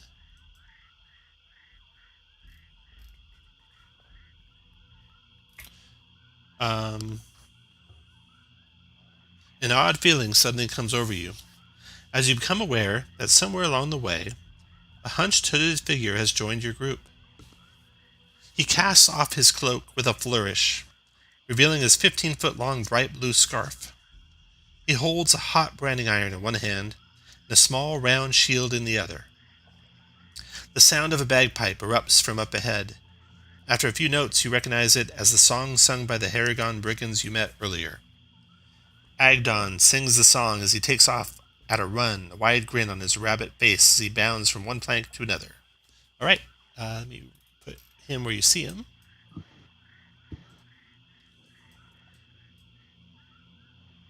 So Agdon had joined your group and is there.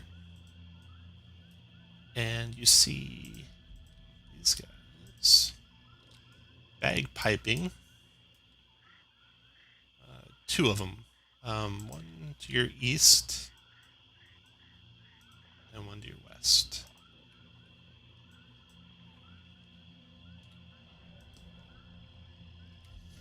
There's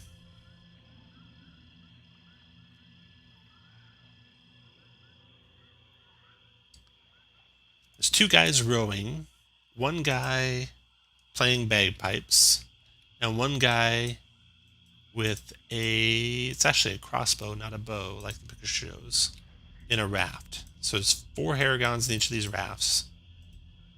And the rafts are 10 by 10. I'll draw them here in a second, but they're where those Harrigan are. Sure. And everyone roll initiative. I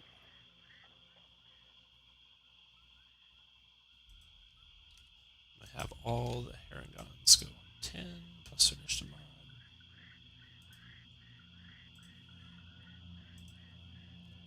Except for the sniper, so I'll roll individually.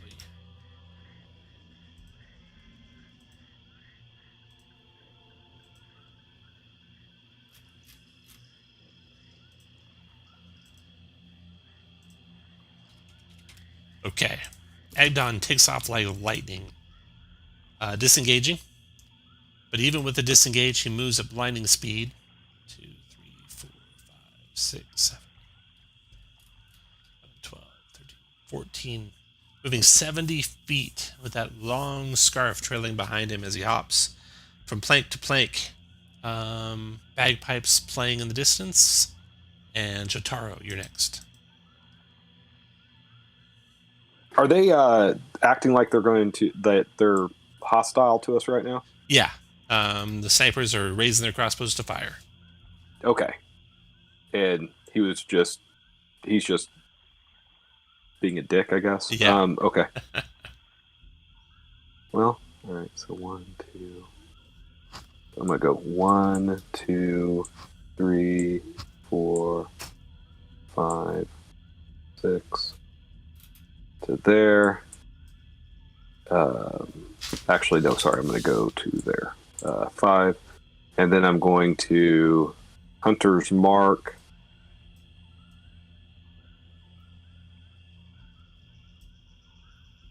What was my range on Hunter's Mark? I had to look it up. 90 feet. 90 feet. Okay, so I should be plenty. Get that sniper. Yep. So I'm going to Hunter's Mark that sniper right there, and then I'm going to take a shot at him. That's 19 for 12. Whoa. Your arrow pierces him, drops slumping into the raft. Agdon looks at him and looks back at you. You can see his nose twitch, and he starts running towards you. Tiny G, your turn. Okay. Tiny will float on over to here, and he'll be like 5 feet off of the causeway is like 10 feet above the swamp, for your reference. Okay. So I'll be at an absolute altitude of 15. And I'll throw a hand axe at the one on the right.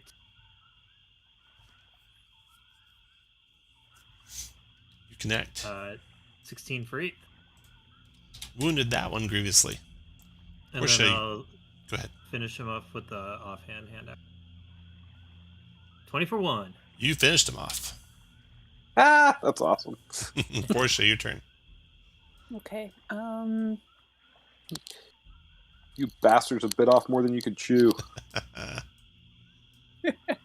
I'm gonna follow after Tiny. But I think I can only make it to there. But I'm going to bardically inspire Tiny from afar and then take the dodge action. After Portia. First of the snipers. He levels his crossbow and fires at you, Jotaro.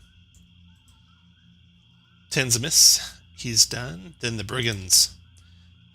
They leap off of their rowboats to there. Then close on Jotaro. 1, 2, 3, 4, 5, 6, 7, 8.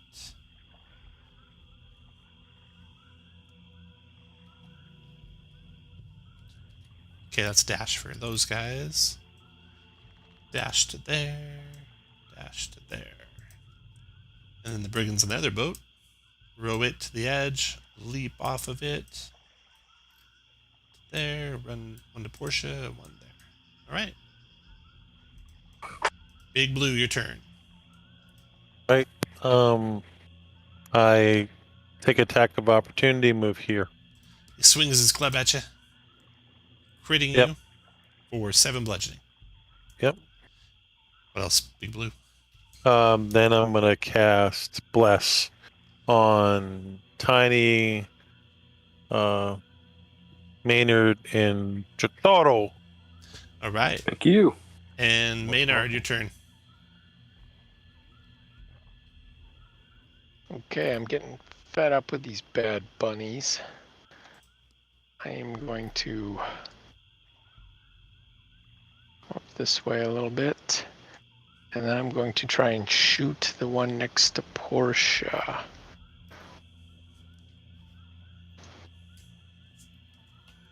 Take that for 9. 9. You finish that one off. Nice. All right. Maynard, Portia, Jotaro. Every one of you roll a d8, please.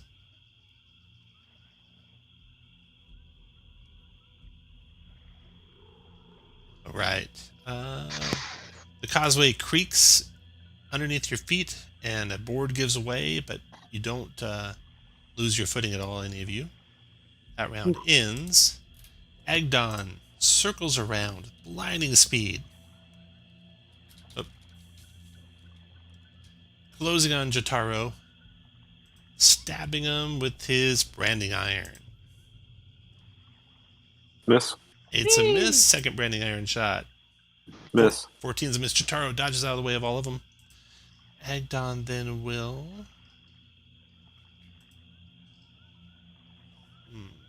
leap back to here, provoking Jotaro.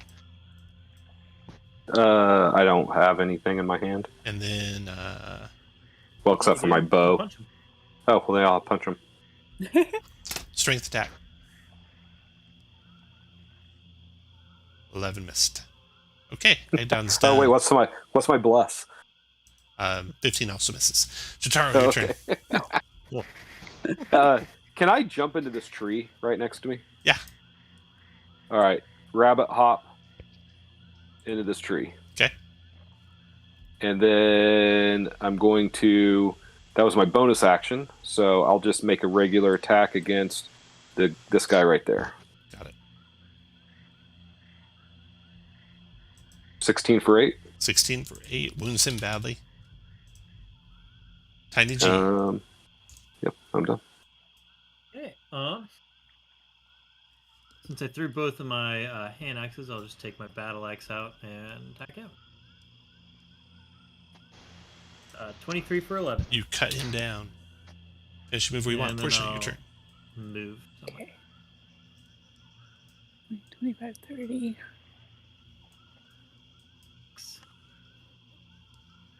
I'm gonna cast Cautious Hideous Laughter on Blue Scarf over there. Wisdom save. You got him. He collapses in a fit of laughter, rolling around on the ground. Prone Good. and incapacitated.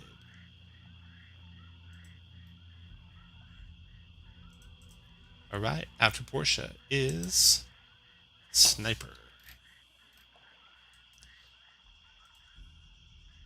A sniper fires on Portia.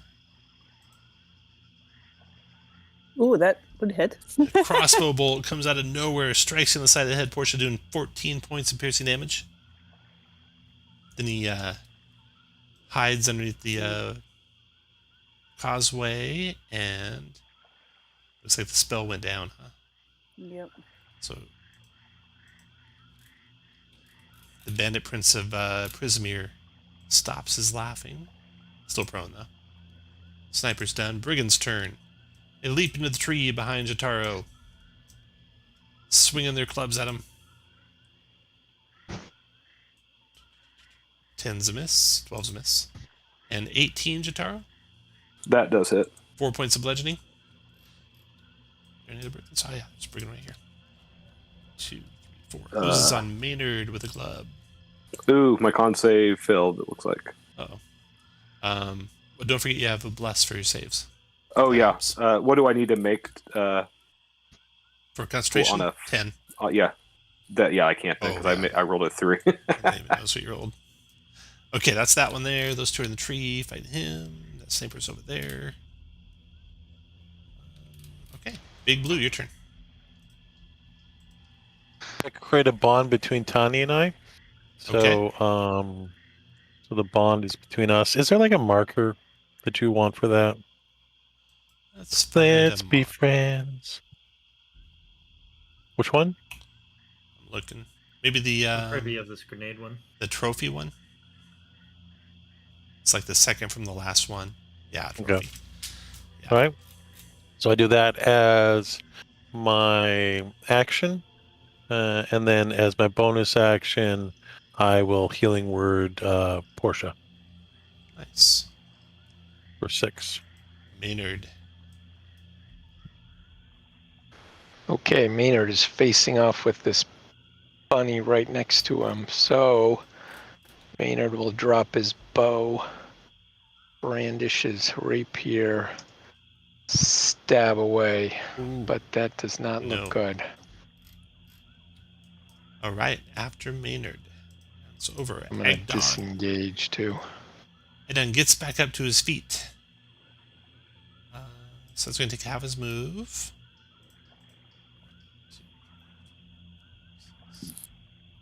Oh, that was the end of the round too. Maynard and Portia, roll d7s, please, or d8s, please.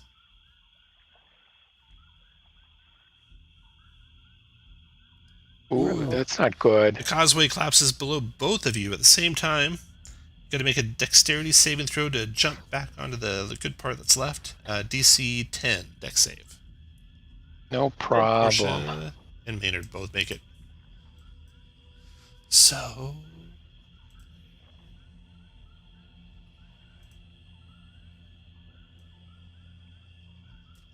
that is gone, and that is gone. Okay, that was the end of the round when that happened. Then Agdon's turn, he gets up. And he will...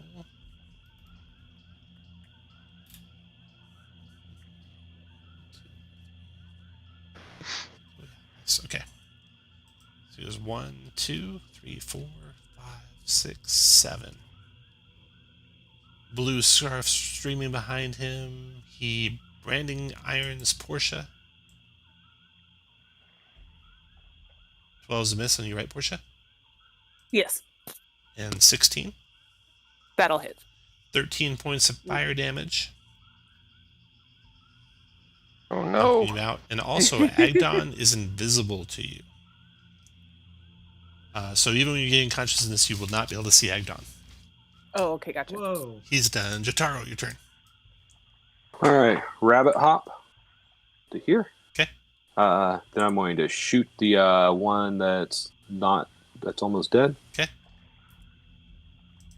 That's a hit. 15 for 4. Dropped him. And then I'm going to move. All right. Tiny G, your turn. Hey, I'm gonna Oh, shoot, I saw that guy down there. I'm moving the wrong get way. over to the other guy in the Don't tree. want to go that far. Let's go to right there. I'm gonna pretend like I'm trying to chop down the tree, but I'm actually going for the rabbit. Does a 11 hit? Does not. Grr. So you're blessed and bonded. So you get 2d4s, right? So you get this and this. So then there's a 13. No. hit. Oh, Okay. well, I tried. Okay. All right. And, Portia, death Oh, yeah. save, Portia. I'm The gonna one level say- of exhaustion does not affect your death save. So you got a green 1 for that. And then we got the sniper's turn. Hey, Tom, I think that Zach was trying to say something Do about... you provoke Tiny? Yeah, because I want to stay closer. That's a miss. All right. The sniper climbs up onto the platform. And then, let's see what stealth was. You only got 10 stealth, so Jotaro, you see him, so no advantage on his shot against you. But a 17, I think, hits. It does. 10 piercing. Ouch, that hurts. And it will come over here so we can hide in the intersection there. Brigand's done. Sniper's done. Brigand's turn. Brigand. Choices. So you go after Maynard. 2, 3, 4, 5 to there. And club the little halfling. That's a miss. Big Blue, your turn. I am going to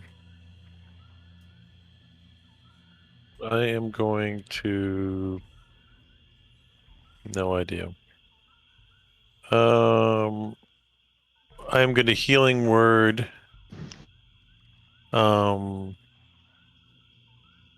Portia. I don't know if this is the right thing to.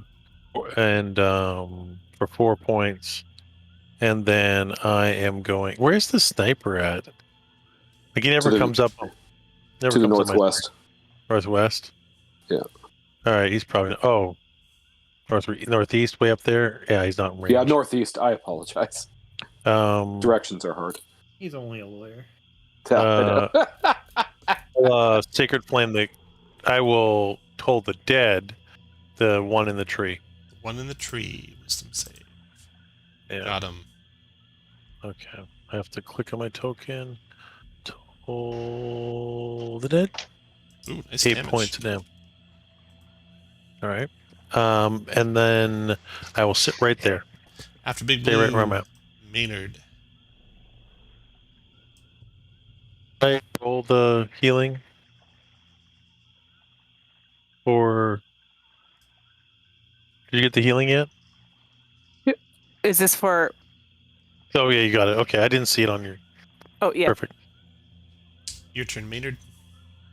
Well, this despicable brigand doesn't know that I trained under the finest stage fencing coaches. Take that. Well, should have paid more attention that That's a day. miss. Are you 14? blessed? Yeah. Put the bless marker on your guy, Maynard, and Oh. that's a hit. 10 piercing Excellent. finishes him. Then move where you want, Maynard. Would like to jump over these barriers if I could. No problem. All right, after Maynard, round is over. Maynard, roll a d8, and Jotaro, roll a d8. Maynard, that one collapses. Dex save, DC 10. To jump back 5 feet. Oh no. Yeesh. Maynard This whole fails. causeway is just falling down. Maynard goes plummeting down into the muck. You find it's not very deep, Maynard, and you get stuck on the bottom. You're restrained. It's an action to free yourself or someone within 5 feet of you, and it's a 10 athletics check to do it. Otherwise, you're restrained where you're at in the muck. Let me draw that. I'll just leave you there. That's where you landed. But I'll mark off the part that fell. I'm going to put the restrain marker on you, Maynard, and bless marker on you. Oh shit, Is it an you're action to blessed. get him out? Roll a bless, Big Blue. Don't forget. Don't make me remember. Because I won't.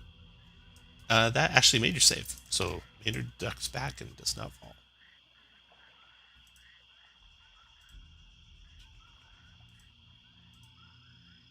All right. That was into the round. Agdon's turn. No, it's yes, it's sorry. I was ready for mine. All right. What is Agdon gonna do? I look dead. I'm playing dead. Agdon sees Maynard, but Maynard's like in the middle of nothing. Tiny G over there. Tiny G, are you level of the platform? Can he get to you if he's on the platform?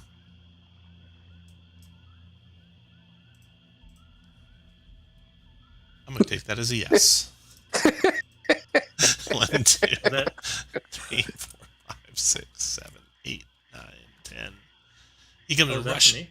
Yeah, I was talking to you. Yep. Oh, yeah. Yeah. Okay, he comes rushing over there. Multi-attacking with his branding iron. 14 misses you. Branding iron again. 18 hit that time. Ah. 10 points of fire damage, Tiny G.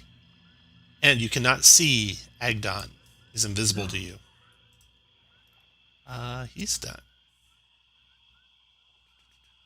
Oh. Yep. Oh. Tiny G. Yeah. Agdon, or someone who you can't see, Mm-hmm. so I guess he should get advantage. Let's roll that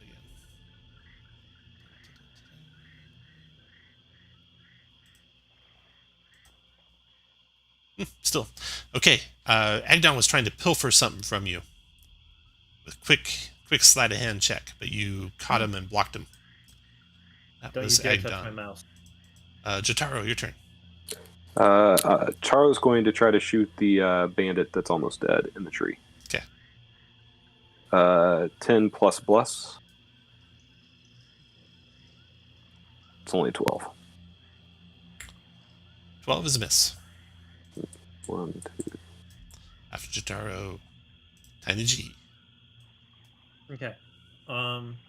So I know that You know he's been there, you invisible, just like- can't see him. Cool. That's the case then. Oh, let's throw a hand axe at that one. Ooh, an 8. Does a 8 hit? 8 does not hit. What about an 18 plus my oof? 18 is a hit. The one in the For tree? 1. Yep. That finished him. Then, Portia, your turn.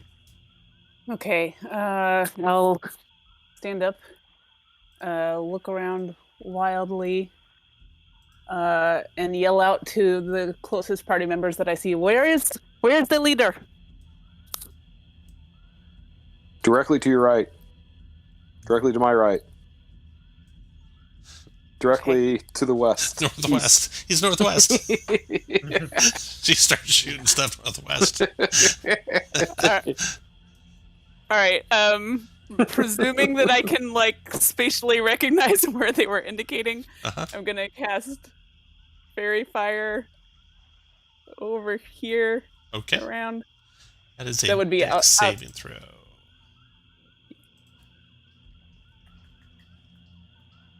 You only got an 11. You got him. Ooh. That's a miracle. That is a miracle. You can see the glow, the fairyish glow around him now, both Tiny G and Portia. All done, Portia? I'm also Tiny G, have you used your bardic inspiration? Did you give me one? Yeah. When? Like when we first started? Oh, no, I have not. Be sure and mark that on your I thought token. you gave it to Maynard. If I give another one, does that one dissolve? Yeah. But not to a different Does it? person. You can't give the same. You can't give 2 to the same person, but you can give to 2 different people. Okay. Yeah. Cool. Okay. Then I'll also give one to Big Blue. All right. Nice. Big Blue, you got bardic inspiration. Be sure and mark that. Portia, y'all done? Yes. Mark concentration on your token. Yeah. On it. And are you standing up? Yes. Okay. Sniper fires on you with his crossbow. Oh, missed you that time. Good. Crossbow fire goes overhead. The brigands are gone. I'll take them off. Pretty sure they're gone. Or is there one down here? Nope, that was the last one. Okay. Big Blue, your turn. So I move 1, 2, 3, 4. 1, 2, 3, 4, 5, 6 here. And does that put me in range for 40 spells? Yes. Then I toll the dead on the sniper. I am not happy. I think you made a save. Yeah, he made a save. But he knows I am not happy with him. All right, after Big Blue, Maynard.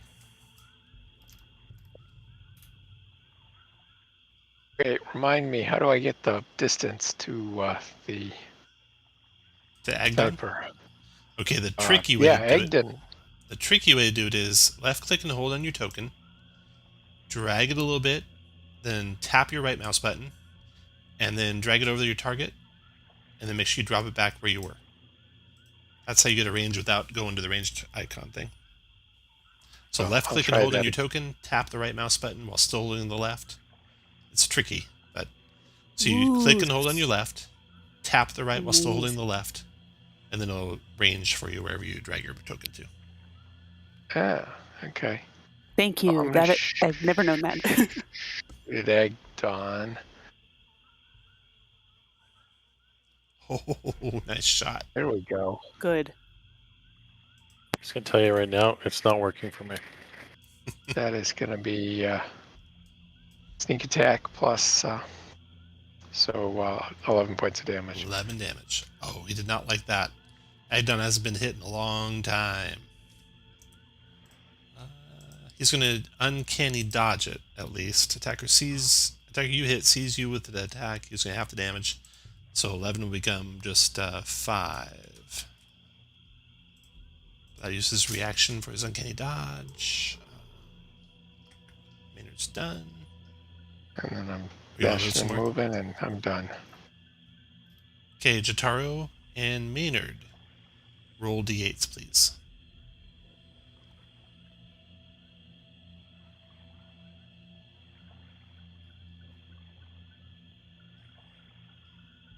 Roll d8 for Maynard, please. Oh, Yes, another one. deck save, Maynard.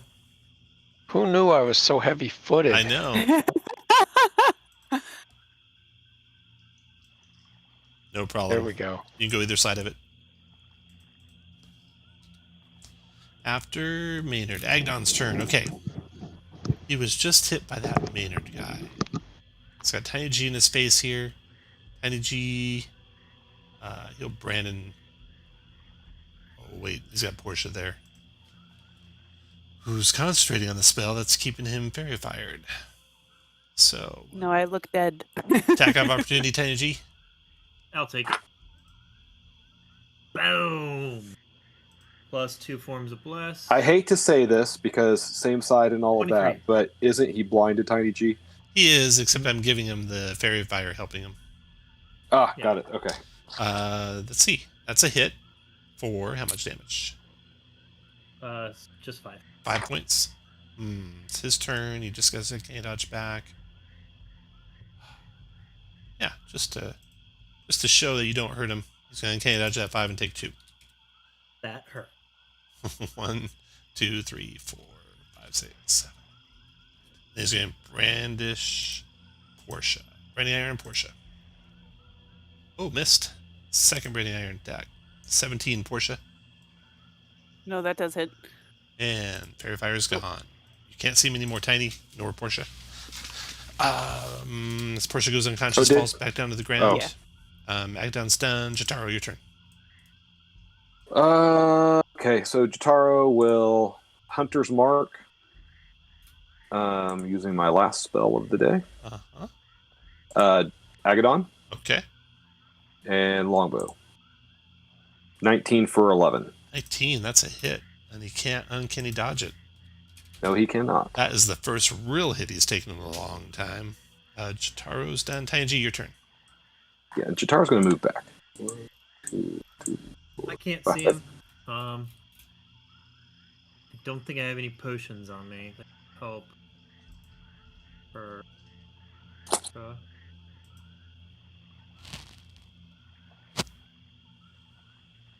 For. Do. I'll dash to the sniper. Yeah.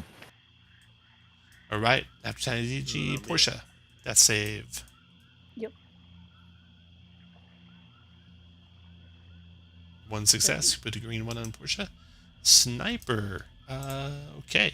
Drops his crossbow, draws his club, and strikes Tiny G. 19 for 4, Tiny G. Ow! Big Blue, your turn. Okay. Toll the Dead on Agdon. Agdon, okay. Wisdom save. Like 2. 10, you got So him. Nice. 8 points of damage. 8 points of damage, and then healing word of 4 to Portia. Woo! I feel like I should just It's leave been you a roller down. coaster. After Big Blue, Maynard. Yeah, and you I'll mo- move. You move where you want. Yeah, Maynard, go ahead. Okay, well, Agdon is getting me down. Take that. Oh, Maynard lines up a strike, doing 11 points of damage. Yep. Maynard fells Agdon. Agdon plummets off of the edge of the causeway, but his scarf gets caught in the planks, and he comes to a snapping end Oh, at the end of his, Ooh. at the end of by his his blue own scarf. hubris. That is the end of Agdon. You Nice. find that you cannot remove the scarf from him. Even in death, the scarf is connected to him. Maybe some sort of blessing or some sort of curse. The branding iron ceases to be hot. You actually have to scoop it out of the muck because that's where it landed. The end of it shaped like 3 bounding rabbits connected nose to tail, forming a triangle. The Harrigan Brigands and Agdon all have treasures. There's a couple of skiffs that are still floating around nearby that you can grab. You notice that you can just see the very top of the big stump far in the distance, and the Harrigan are wandering away from it, crestfallen. That Agdon has been defeated.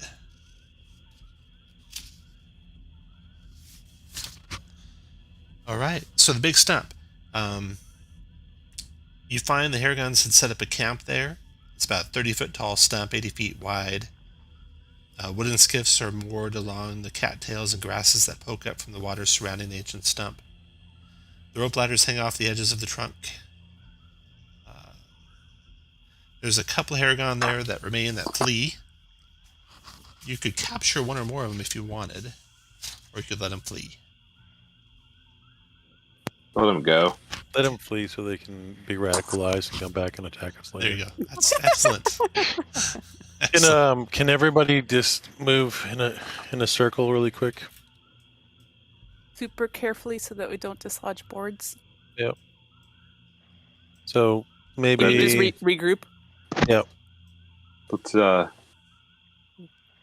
oops. Yeah, why don't you group up by the Hither? The map of Hither. I'll grab you guys if you. Yeah, if you don't mind. Yeah, I'll grab you. Move you over there. I'm gonna put you. You're just to the east of the map. That's where you'll all be gathered. All right. And I will pull up my amulet again, and I'll just start from the top, which is odd. I can't heal myself. I will. Where's mine? And it's the bomb.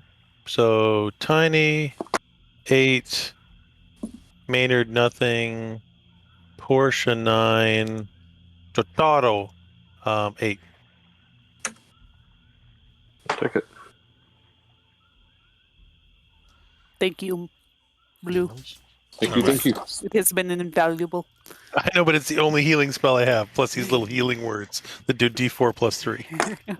Like Yeah. when we were planning this like a month ago, we should have said, you know what, let's get a healer. No. All right, now I'm gonna grab you guys and move you to their map. So, do you travel on to downward from here? Hey, do we want to take a short rest? Yeah, you can take a short rest if you like. Punch press, please. Yeah. That's a good idea. I'll take my hit dice.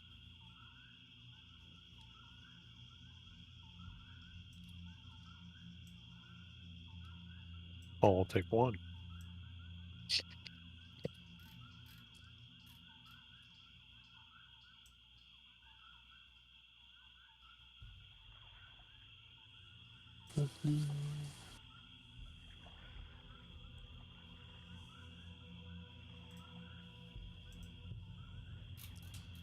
All right. After your short rest, you continue on to downward. Oh, and those of you with levels of exhaustion lose a level. Oh, good. So you go on. You get onto a skiff or a couple skiffs, and you're following the river towards downward. The river actually flows your direction. Looking into the water's reflective surface as you're traveling. Everyone roll a charisma saving throw. Do we have our tokens on this? You Yeah, guys where'd are our- all where'd our guys right go? there. Okay. Wisdom saving throw. Nice, Jotaro. Jotaro's pretty wise. Yeah. You said wisdom saving throw? Wisdom saving throw. I still don't see my token. I'm not sure where we are. You are right here. Ah, okay. Thank you. Oof. All right, Jotaro. You catch a Yes. vision.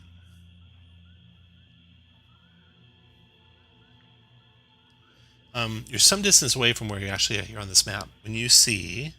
Let's roll D8 here.